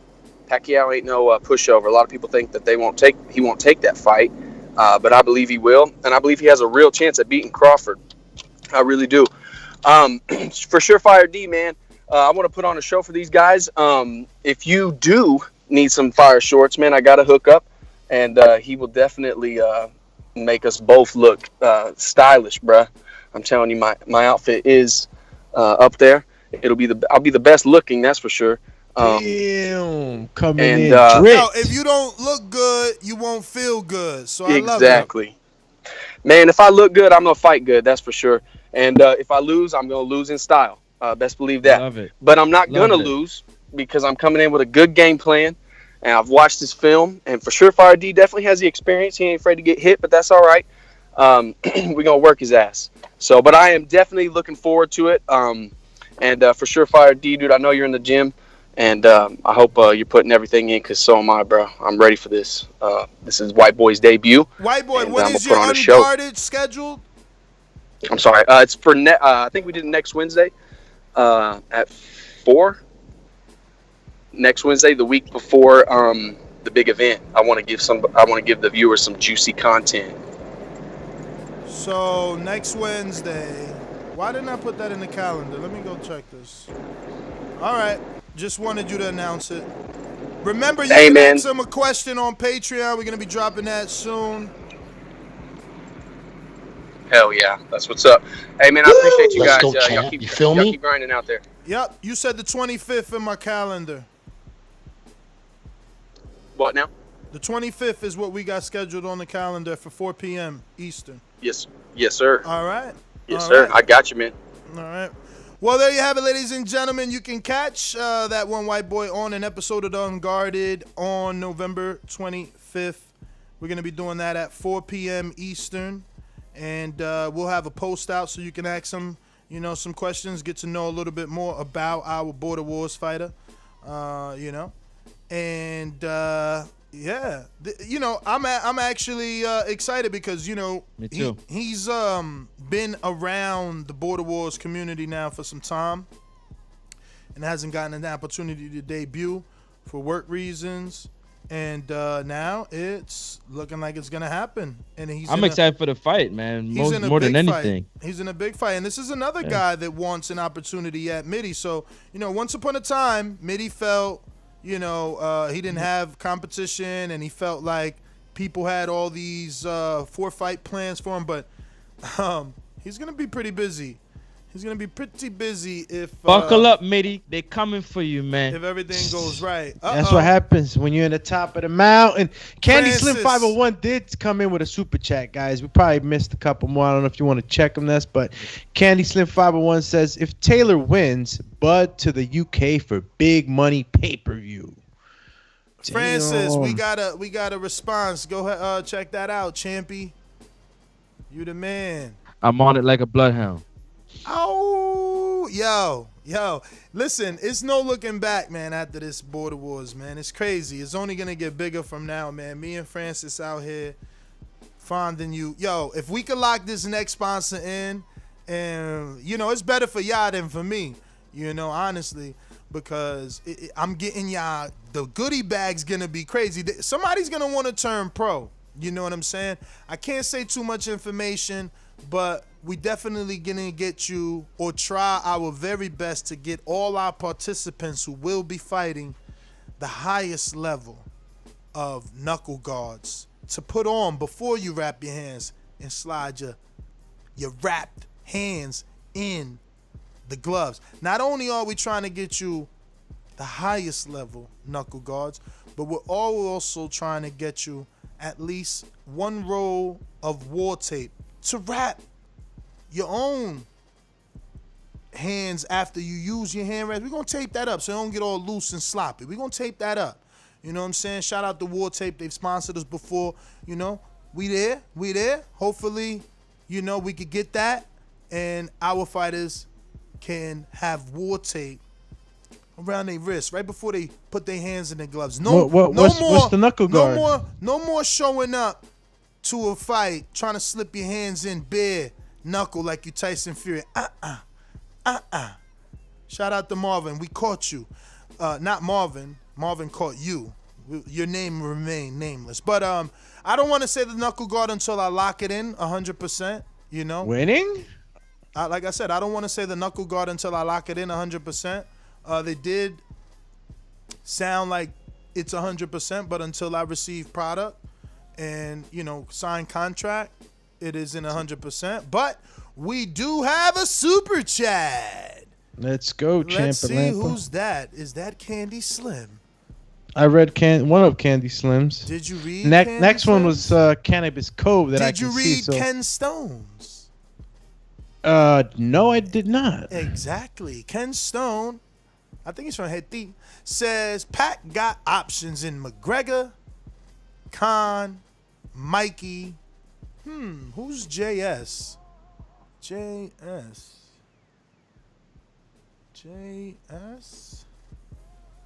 Who's JS? I don't know. He said Khan, Mikey, J. Is that McGregor? No, that ain't McGregor. Who the hell is JS?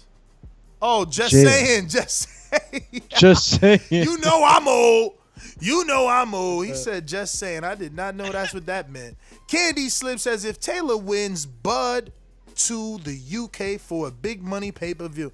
I mean, last I checked, the big money pay-per-views are in America, brother. Yo, so are you talking to Mr. Kazamichi? Who the hell? What are you talking about, brother? I'm going to talk to you off air. Cannabis Cove says, I've been a Patreon for like a year or so. Been tempted to join Border Wars. Next time y'all in the East Coast, I think I'm in. I'm 5'5", walk around 160. Well, Cannabis Cove, we got you because we will be back in the East Coast. We're looking like coming back February, March, and then we're off international for the first ever TBV in DR. DR, TBV.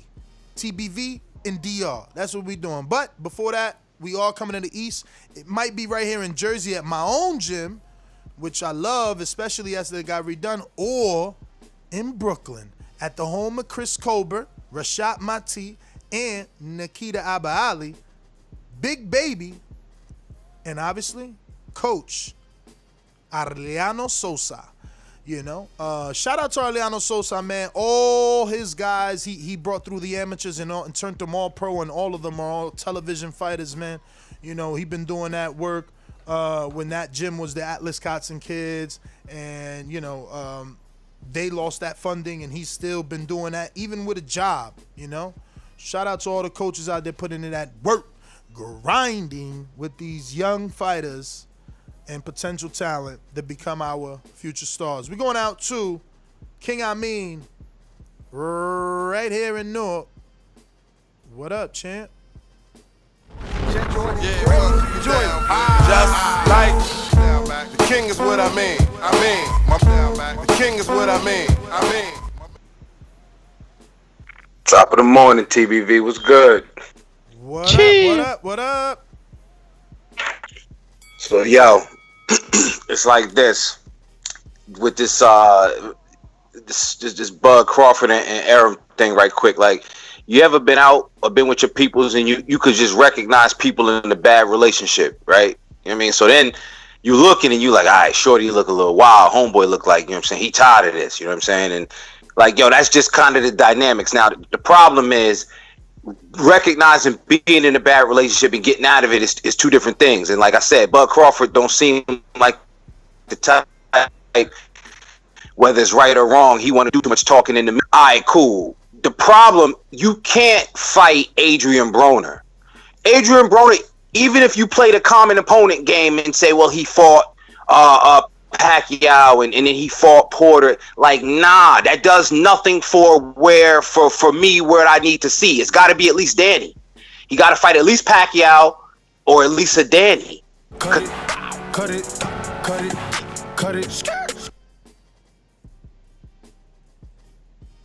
Majid, Orlando.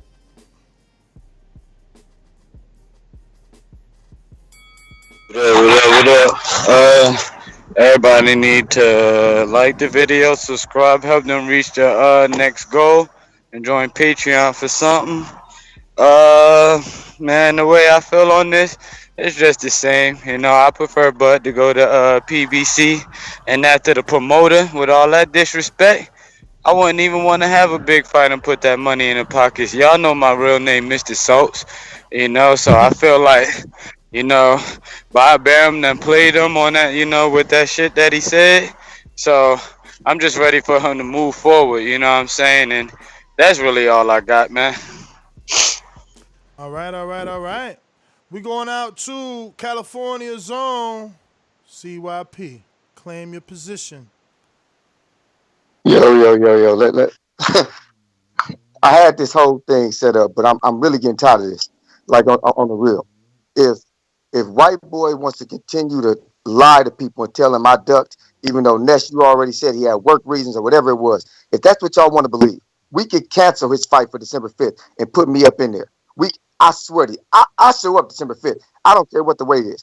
Let's get it popping. I'm tired of these games. If not, let that rumor go. Let that go so we can talk about boxing. Because everybody knows CYP don't duck nothing. If that man want these hands, J Mac can set up a sparring session since he close to him. We can do anything they want to do. But I just want to talk boxing or get that fight popping. Now let me work on this. The WBO super champion could be my man, Bud Crawford. He can fight Andrade at 155 for 160. Then he can go to Texeria, fight him at 154. Become the WBO new franchise champion. That's the only power that Bob has is a WBO power. Other than that, I don't see much happening. That's how I feel. All right. Yeah, so I read the message. I think White Boy is saying not that you duck. He's telling the viewer, tune in to see him fight, you know, and that's the reason why. So he's insinuating that everybody will find out why fights haven't happened with him once he fights this guy. So, I don't think it was a personal thing, but I get you, man. You know, the thing is, I wish we could make fights with you, man. And, you know, you're like Broner, man. You know, you make the people want to tune in. But you know, we need to be at a certain level, I guess, to be able to accommodate the CYP in California. We're going out to Sony in Cincinnati. What up? Sony. Yo, cat got your tongue, all that garbage you was talking yesterday, man? Nothing. Good. Steve in Chicago, what up? No Steve in Chicago. All right. Yeah, good morning. Hit him with the intro. Hey, Daddy, this a dollar beat. I drink soda, I eat pizza, I hang out with chicks all day. These fighters still can't beat me. They fighting every day, they in the gym every day. Just give me 6 weeks, and I got it. BoxingVoice.com. Yeah, good morning. What up? Yeah, I had told you to skip me because I didn't really want to entertain this, disrespect you on air today. So nah, it's all good because it's not about Broner. Like, the topic is really Manny Pacquiao versus Crawford, possibly in the Middle East in April, according to duBoef. You know?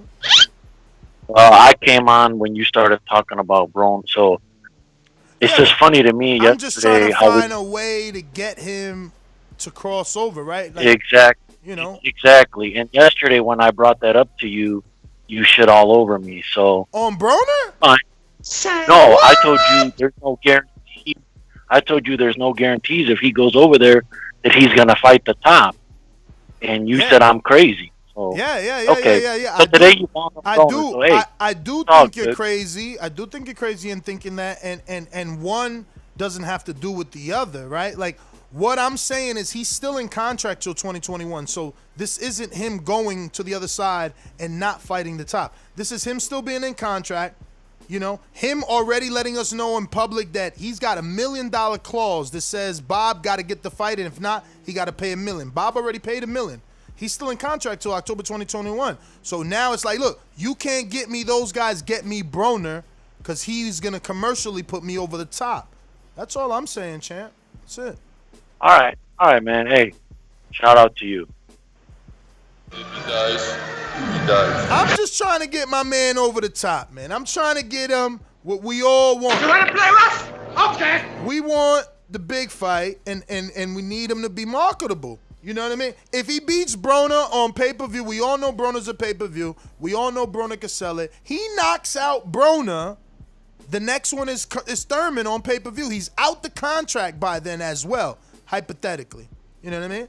Hypothetically, he's out the contract by then, and that second fight with him and Keith on pay-per-view, he could be a free agent on some Pacquiao and Canelo stuff. You know what I mean? Stone Bone, what up? Colorado. Stembill. Yeah, it's about the only day I agree with Nash, man, because from my understanding, if they could do, from my understanding, he's trying to come back sooner than that. So if they can't get the Pacquiao fight signed, he's coming back way before, a little bit before that. He's trying to get in 2 fights by July, and that would be the end of that contract. So if they bring Broner over, I don't really care who he fight. So if he can fight in March and then come right back in June and fight 2 140-pounders that Bob got, and I'll be happy, and he can walk away from that dude. The dude mad, he paying him a lot of money. It don't matter if you paying him. He's on Fred like, oh, I'm paying him more than all the other welterweights. That, of course you are. And when he leave, he gonna make even more than he getting with you. So it's just take your time. He'll be all right. Just work it through. And Bud about to walk out this business. Hey, but Ness, I'm glad you hired Steve Willis, man, because when I do Border Wars, I don't want Doomy as my ref, man, because he don't know the rules. You know what I mean? I learned rules from the amateurs to the pros, just from being around some of the B&B coaches and going to tournaments. If the fighter is hit and he is prevented from falling by his arm cuffing the rope, that is considered a knockdown. Bud was not supposed to hit Kell Brook 2 more times or 3 times before the ref got in there. He was supposed, is considered a knockdown once Kell Brook wrapped his arm around the rope. So Doomy, I'm glad Willis is gonna be there. You need a little break so you can brush up on your rules. You know, I said the same thing, man, about Doomy from last time, but it's a hard job, and I give him credit because we are sharing rules. We're using amateur rules, we're using pro rules, and then we're using referee's discretion. And then he's being nice. He understands. For some of us, this is a midlife crisis type of thing. This is our Corvette, right? So he doesn't want you to fly across the country and not give you an opportunity to fight on, right? Like, again, I complained that one of my fights could have been stopped, but that guy at least got to, emotionally go on to win a round and be happy about that and not get knocked out. So, Dumi's given opportunity is not that easy. If you show that you're on that level, your refereeing is going to be different because you're on that level. Like, if you pay attention to like a midi fight, a for sure fire D fight, those guys don't get a minute recovery. Those guys, they are under more semi-pro rules, under Dumi's discretion. It's just hard, right? Especially J-Mac has spoke about it, but think about this from a referee standpoint where J-Mac has said, look, this is going to be my first time actually. I don't know if he said first time, but definitely he said this is going to be one of the times where he's working with a person and now he's going to work with that person at the actual fight and not just meet that person at the actual fight. Try to put a game plan together and fight someone else, So that's Dumi's issue every day, and I get it. Referees do that, but they also go to seminars and to, the WBC press conference. Not press conference, but what's that shit I went to? I forgot. The name keeps escaping me. Well, the WBC convention? The convention. There's seminars there that teach the referees, keep them up to date, show them whatever new rules have been amended or not, Jack Reese was on here talking about some of that stuff. And yeah, of course. No, there's it's just you got to seek it. You got to go do it. You know what it is? Stoneball was just trying to take a shot at me. No, of course. But I also want my potential fighters and current fighters to know that, like, they're growing their records on Border Wars. You're growing your record on Border Wars as a referee, Now, earlier on the show, I was talking about, about the first knockdown and how I thought that, and I said Bayless. It was Tony Weeks.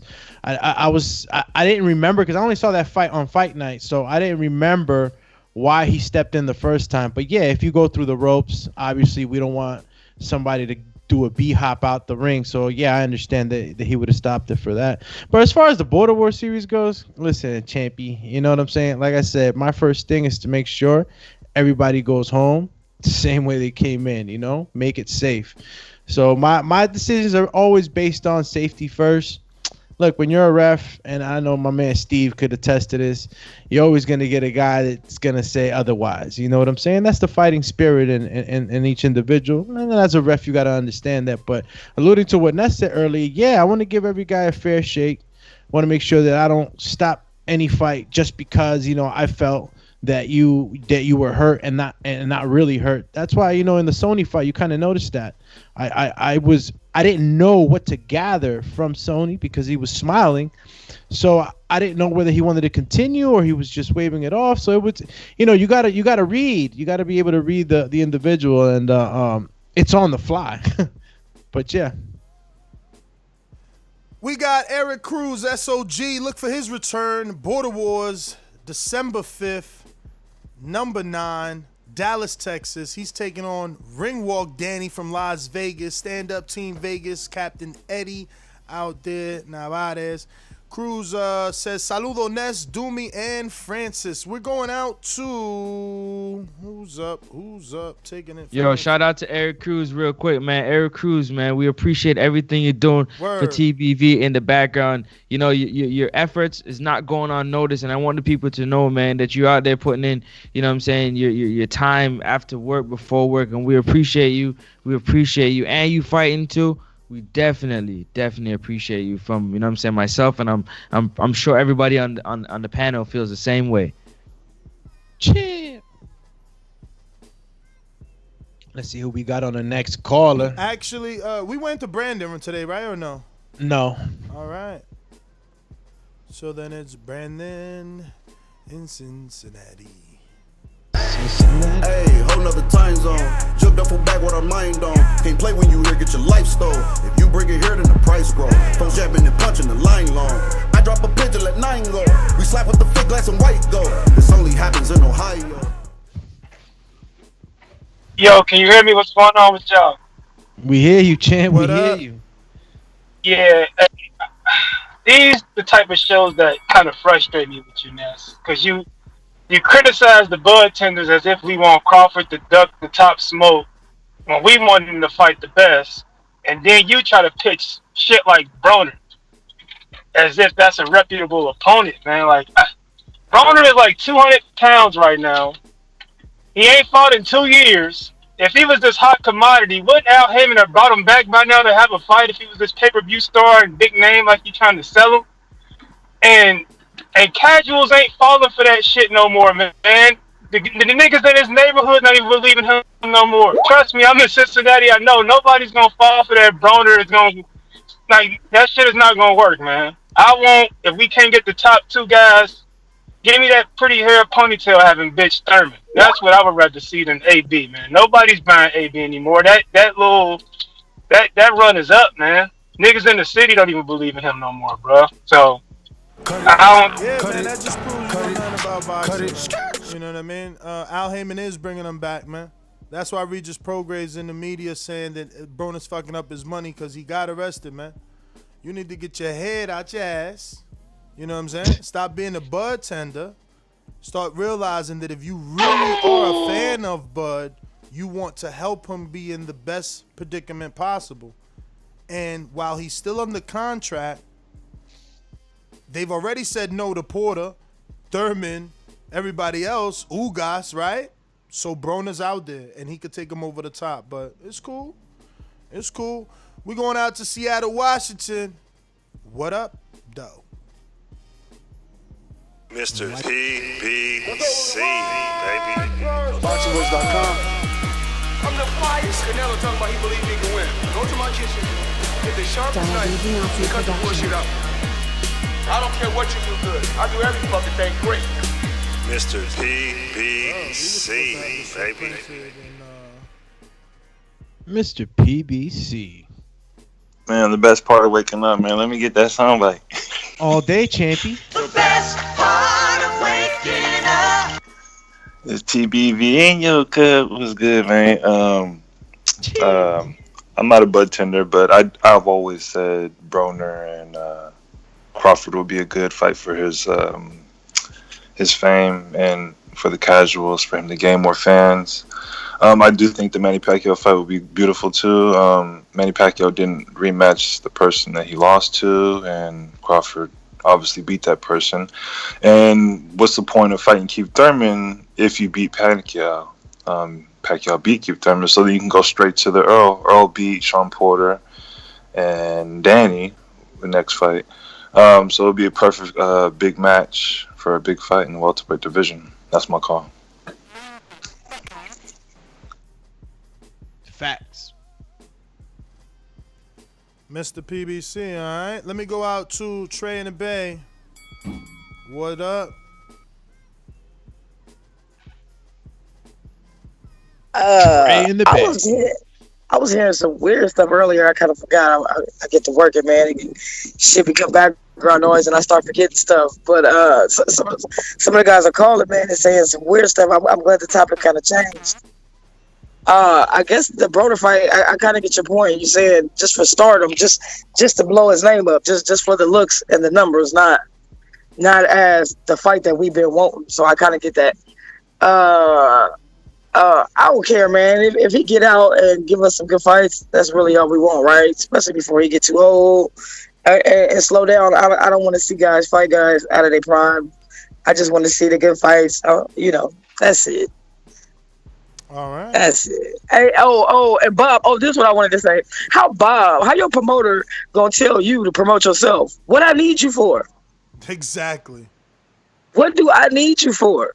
My promoter is telling me to promote myself. I got it.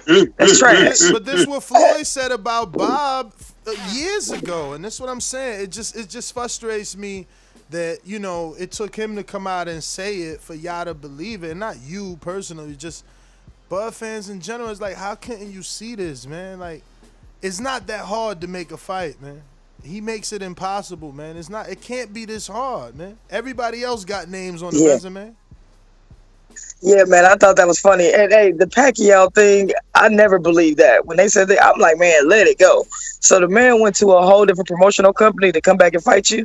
That never made sense to me. That's my call. We got a counterpunch from Counterpunch. Mr. PBC. But before that, we got a cash app from Anthony Vaughn Lewis using Cash App, saving us that 30% by saying Bud buys his way out the contract early. No, he said hopefully Bud buys his way out the contract. That's another option. We've been saying that That's for a while. another option. Go ahead and do the Floyd thing, the Andy Ruiz. Then Andy get out that. And that's what I'm saying, yo. Come on, Bud Tenders. Like, why we got to fight, man? It's over. Fighting is over. Bud telling us the truth. Let's stop fighting. Let's be friends. We all on the same side. Like, look, Andy Ruiz had to get out his top rank contract. And as soon as he did, what happened? My man Clout went through the roof. He became yo. Andy got out his contract and Al got him an AJ fight. Come on, man. I know haters gonna say, oh, he was in the DMs. Al still got him that AJ fight and got him more money on the rematch. Let's not forget that. But we going to a counterpunch. Jared. Jared Lloyd, super chat real quick before you do that. Will the Bum Lord sign with PBC? Father Bob threw him in the trash even after the good performance. Yeah, he did throw his name under the bus like that, man. I don't know if it was after the fight. Well, I guess it was because he said shit to the media out there too. But hey, that was Jared Lloyd giving Crawford a compliment. I know he said after the good performance. That you can't retract that, Jared. That's it. Yo.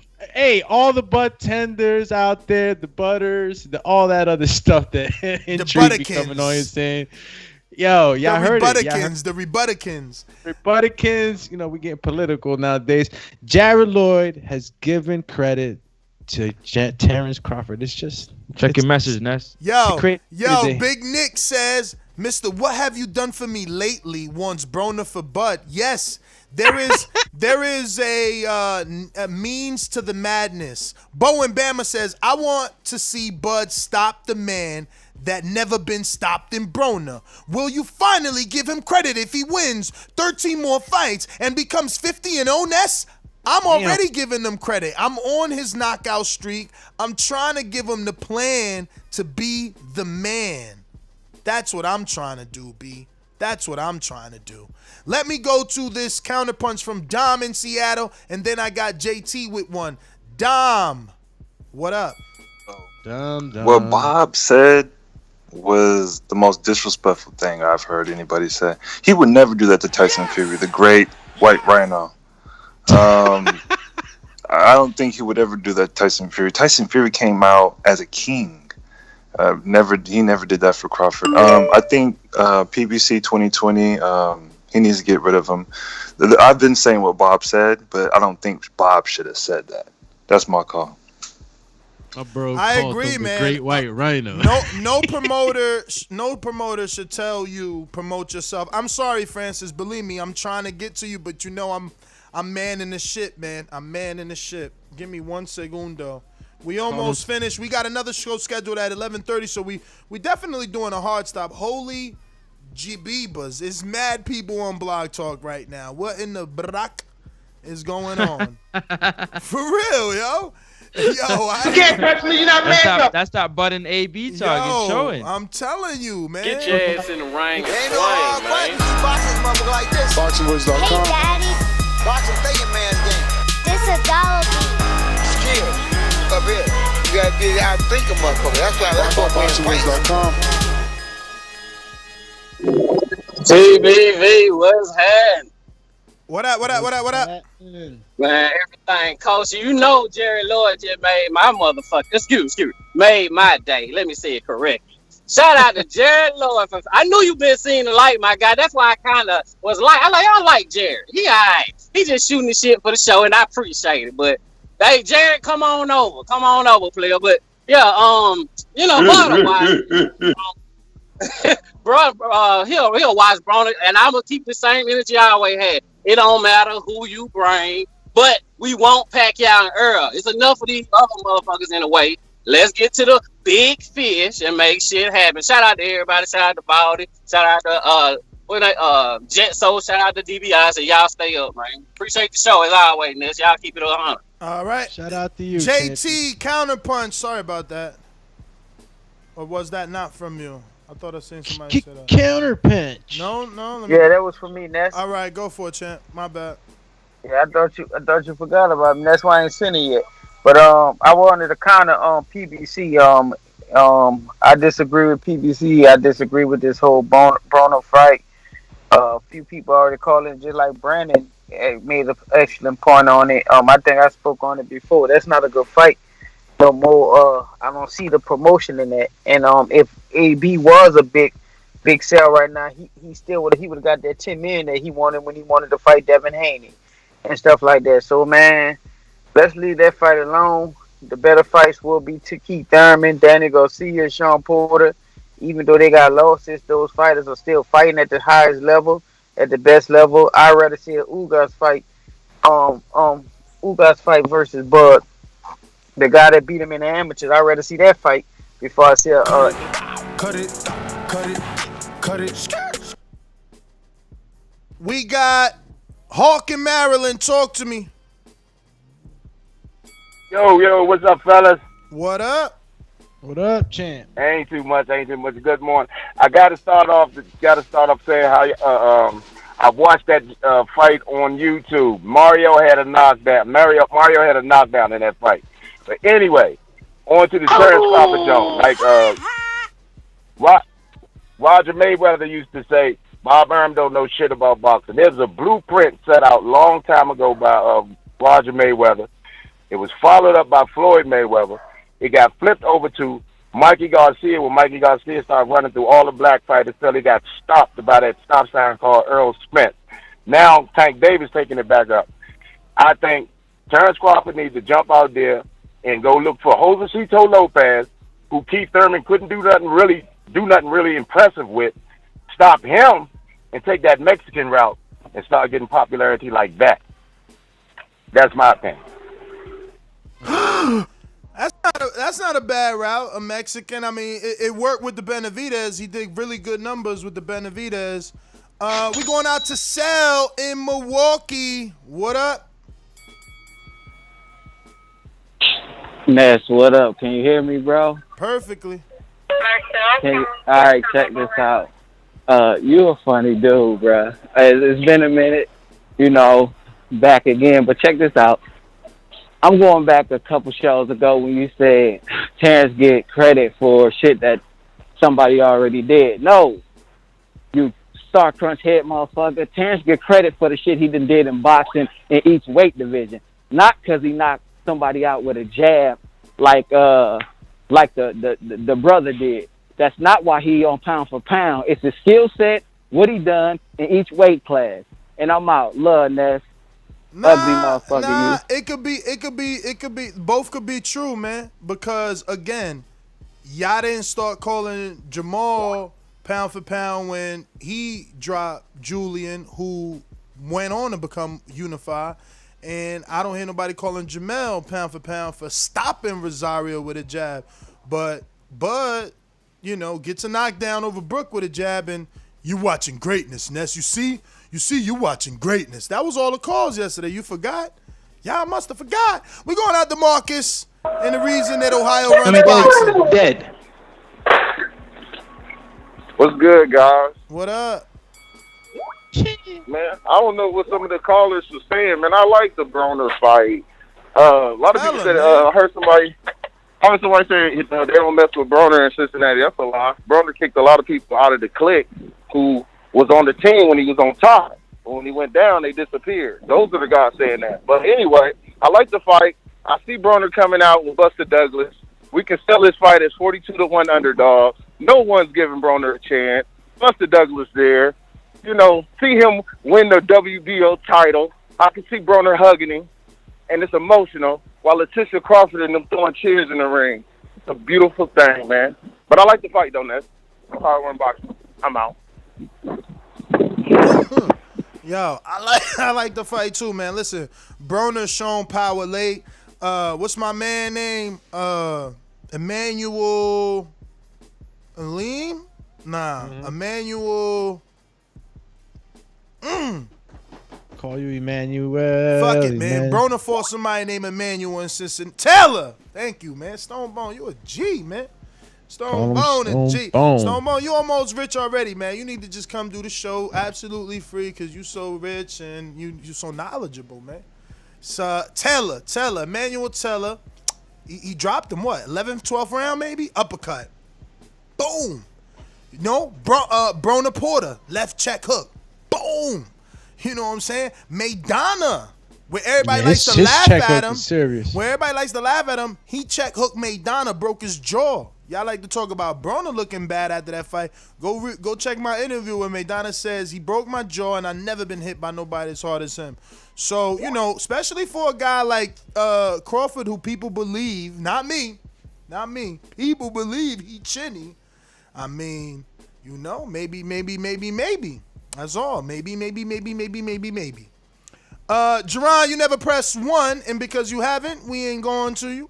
And because we ain't going to you, we ain't going to you. Sony, what up, man? Stop ducking, man. What up? No Sony. Stone Bone on the boomerang. Talk to me. Boomerang. What up? Yeah, man. I'd rather take I was just joking with Doomy about the ref stuff, man. I know he doing a job that dudes be doing for years, and I remember you was where was you at in Mexico when you went? Had the pass and showed that all the stuff, the refs, the classes and different stuff. So I know Doomy a busy man. He holding it down for the community being a ref, man. But yeah, that's why he didn't help out Bud to give him a knockdown, Doomy. He saved Kell Brook because that's what the rule book say he was supposed to do. That's amateur and pro. You hit a guy, he go through the ropes and he used his actual arm to cuff the rope and hold himself up. You can bounce off the rope, and in some states they won't call that a knockdown. He'll just watch you to make sure that you're straight. But if you go through the rope, cuff the rope, and that holds you from either going out the ring or from going down, then it's considered a knockdown in amateur and pros. But that's dope. Like you said, man, I'd rather a chubby AB with some attitude than a nice Josecito Lopez. Yes! Anytime, listen, I'm from Omaha. You know what I mean? I know this dude personally. When you give Bud a certain energy, the Hank Lundy energy, the Benavidez Phoenix Mexican street energy, that black energy, when Broner come with that, you get a different Bud. You get an aggressive guy. Why you think he stopped Hank Lundy in 5? Because Lundy was popping off. He wanted to beat up Josecito. I was about to call him Josecito. Benavidez, because he said, I want to beat him for 12 rounds. And he said, Bomac, tell me when there's 1 minute left and I'm going to knock him out. And Bomac said, as soon as it was 2 minutes left, I said, there's 1 minute left. He said he was worried he wasn't going to knock him out. And he said, as soon as he heard it, he just set him up for that because it finished him.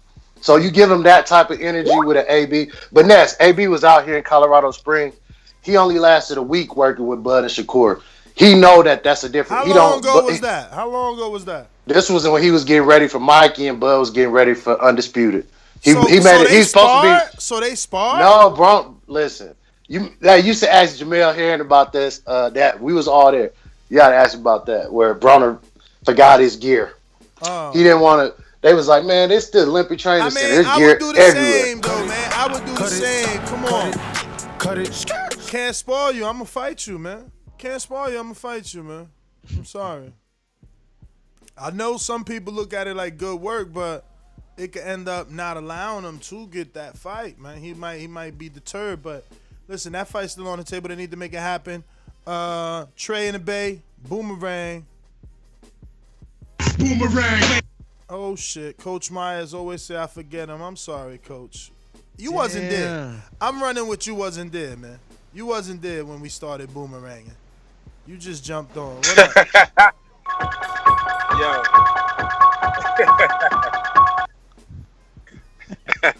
Thanks for the soundbite, Doomy. But listen, what about Mikey Garcia? I mean, they could come with a common opponent. Earl fought him. It could be Mikey's 5th division. He's Mexican. You can sell that. You know what I mean? So I think that's a better fight than Broner for Crawford if he's coming over. It's a sellable fight. It's still a pay-per-view. And I think that's a good fight. He came up in weight just like Crawford. It's more of an even fight. And Mike could at least fight better than Broner, but that's my call. All right. Yo, the problem with that is, and CYP said that yesterday, that's a great option. Only issue is, man, they ain't paying him. Yo, he got 7 to fight Vargas. There's no way he going in there for 7 with Crawford. There's no way he's going in there for 7 with Crawford. Way. He got $8 million for Earl. But they wasn't trying to give Keith Thurman. I'm not saying the 10 mil was valid. The bottom line is this, man. People waking up today to smell the coffee. People out here getting paid, man. When Thurman said, give me 10, man, he within his right. Mikey and Earl got 8, man. Just Eddie was trying to guarantee them 8 to come do it on DAZN. I don't know, man. Listen, you were saying something. Sorry, guys. No? You done? No, I was just saying nothing. I'm not saying AB want 10, but we know he want 10. We know he want 10. That's what I'm saying. What I said was Keith Thurman. Look, Keith Thurman ain't getting 10. I mean, AB might demand more, but he won't. No, but that's a starting point. He just looking around like, yo, Mikey got 7, 8. Know what I'm saying? But anyway, we got LV Slugger. Damn, man. You got a couple of counterpunches. We got counterpunch. Ohio runs boxing and Ohio, you got to call in the Skype because Blog Talk is down and JT got a counterpunch again. I'm sorry, bro. I didn't even know. Trey in the Bay is actually giving her counterpunch to Izzy. No, hers is a boomerang, but JT. Izzy show. JT, we ready? I forgot what Coach Myers. That was crazy. I mean, I take it back. That's your opinion. Mikey Garcia already stated the fact that that style is too boring for him, which that means he's basically don't want to fight the guy because that's a style that would definitely destroy him in the ring. Mikey Garcia doesn't want that fight. He came on one of the shows and said that clearly that he don't want that fight. I mean, not interview, not a show and stuff like that. But I forgot what else I was calling counterpunching. It was something. Oh, Stonebone. Why are you bringing up Bud? You rather see anybody rather see a Broner fight versus Bud than a Josito Lopez fight? I thought we was talking about Keith Thurman versus. Nah. That was cause he was responding to somebody else. Somebody else said, I think that was Hawk in Maryland, said, nah, he need to take the Mayweather route. Because he said Roger Mayweather put the blueprint out there. Mayweather followed it. Mikey copied it and started beating up the brothers. So he said, he being Hawk said that Bud Crawford should follow that route by beating up on Josecito Lopez because Thurman wasn't able to do the knockout or whatever. That's what happened, champ. That's what happened. Looks like, all right, so another counterpunch was from Marcus, but he said he'll save that for later. And then boomerang from Trey to, who she said, Doomy? Trey gave her boomerang to Izzy. Trey gave her Izzy, to Izzy. Izzy, what up? Hey, good morning again. Thank you, Trey. Appreciate you. Not much to add from my last call. I do think Danny's going to upset the apple cart on December 5th. We're going to be there in Dallas watching it together. I'm going to be taking my money from friends, yes. And I agree with JT and Brandon from earlier. I think you want the Broner fight because you want to continue to stay on the hate bus for all man in the Izzy, not because you're gonna lose your money. That means you're gonna call names. Hold on. Izzy, but how can I be on a hate bus if I'm on record saying I want the fight? This is not my first time saying Broner. I've been saying Broner. It's not my first time. But damn, that's not even Izzy. Jay, with all the background noise, whoever JM is, JM. Unmute yourself. Chill, Chizzy.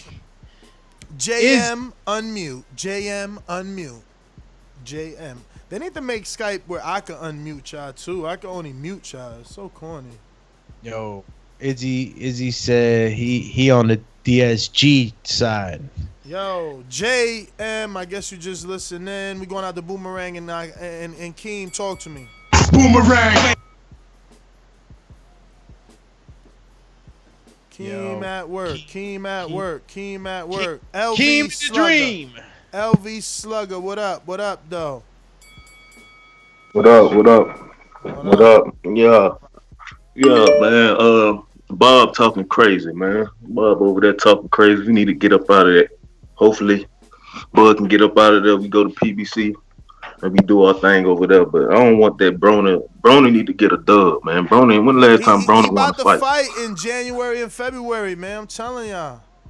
I'm saying when the last time Broner won a fight, though, man. He gotta get a W. He about to win. He about to probably fight Ivan Redcatch January, February, man. He about to get a win. No, I'm saying we need to win, man. We want that Pacquiao, man. We need to get that WBA. We're gonna get him out the way. Then we're gonna go to the Spence route, man. Don't get all the belts. So you believing in phantom money from Qatar, huh? I mean, that's what I'm hoping, man. I just want the Pacquiao, man. I'm just tired of, people just talking down on Bud. We get that Pacquiao fight. Pacquiao got get one him out more the way. fight with PBC, man. Man, we need that Pacquiao. Get that WBA, man. Get that WBA. Get that Spence. Undisputed. Go up 154. Charlo. Yo, why y'all be acting like Pacquiao picks you, Canelo picks you, Floyd picks you. Jay, what up? Yeah, can you hear me? We do. Hello? Yes, we hear you. We hear you, Champy. Yeah, I was trying to get it working. I don't think he should fight Broner. I think Broner is pretty much done. I know he's supposed to be doing a comeback or whatever, but I think after that Pacquiao fight, he ain't got that same luster. People kind of guess what? After Broner get his tuna, he gonna fight Regis. I bet you the world tune in for that. I mean, we gotta wait and see. You know what I'm saying? Man, we know he get Regis signed the PBC for that. I don't think. Damn, champ, you eating potato chips over there? Yeah, yo, that's what I was gonna say. He got some potato chips. That could be Louisville Slugger, who's also mic'd out. All right, we coming back to you. Well, no, I was gonna say that's probably cool for Regis, but for Crawford, nah, he's above that now. He's way above that. I think the fight to make is John Porter. I mean, last week we were saying he's above Kell Brook, and he fought him. Well, see, the difference is Kell Brook is actually more active. No, the difference is Kell Brook is not a 4-time champion. No, the difference is he was a common opponent in Spence, and the fact that, I mean, I understand Broner, he does have a resume. He does have a really good resume. That's really the selling point, the fact that he fought a lot of good people. But I don't know. I think John Porter's the way to go. That's the easiest fight to make, and that one I would be more interested in seeing than Broner.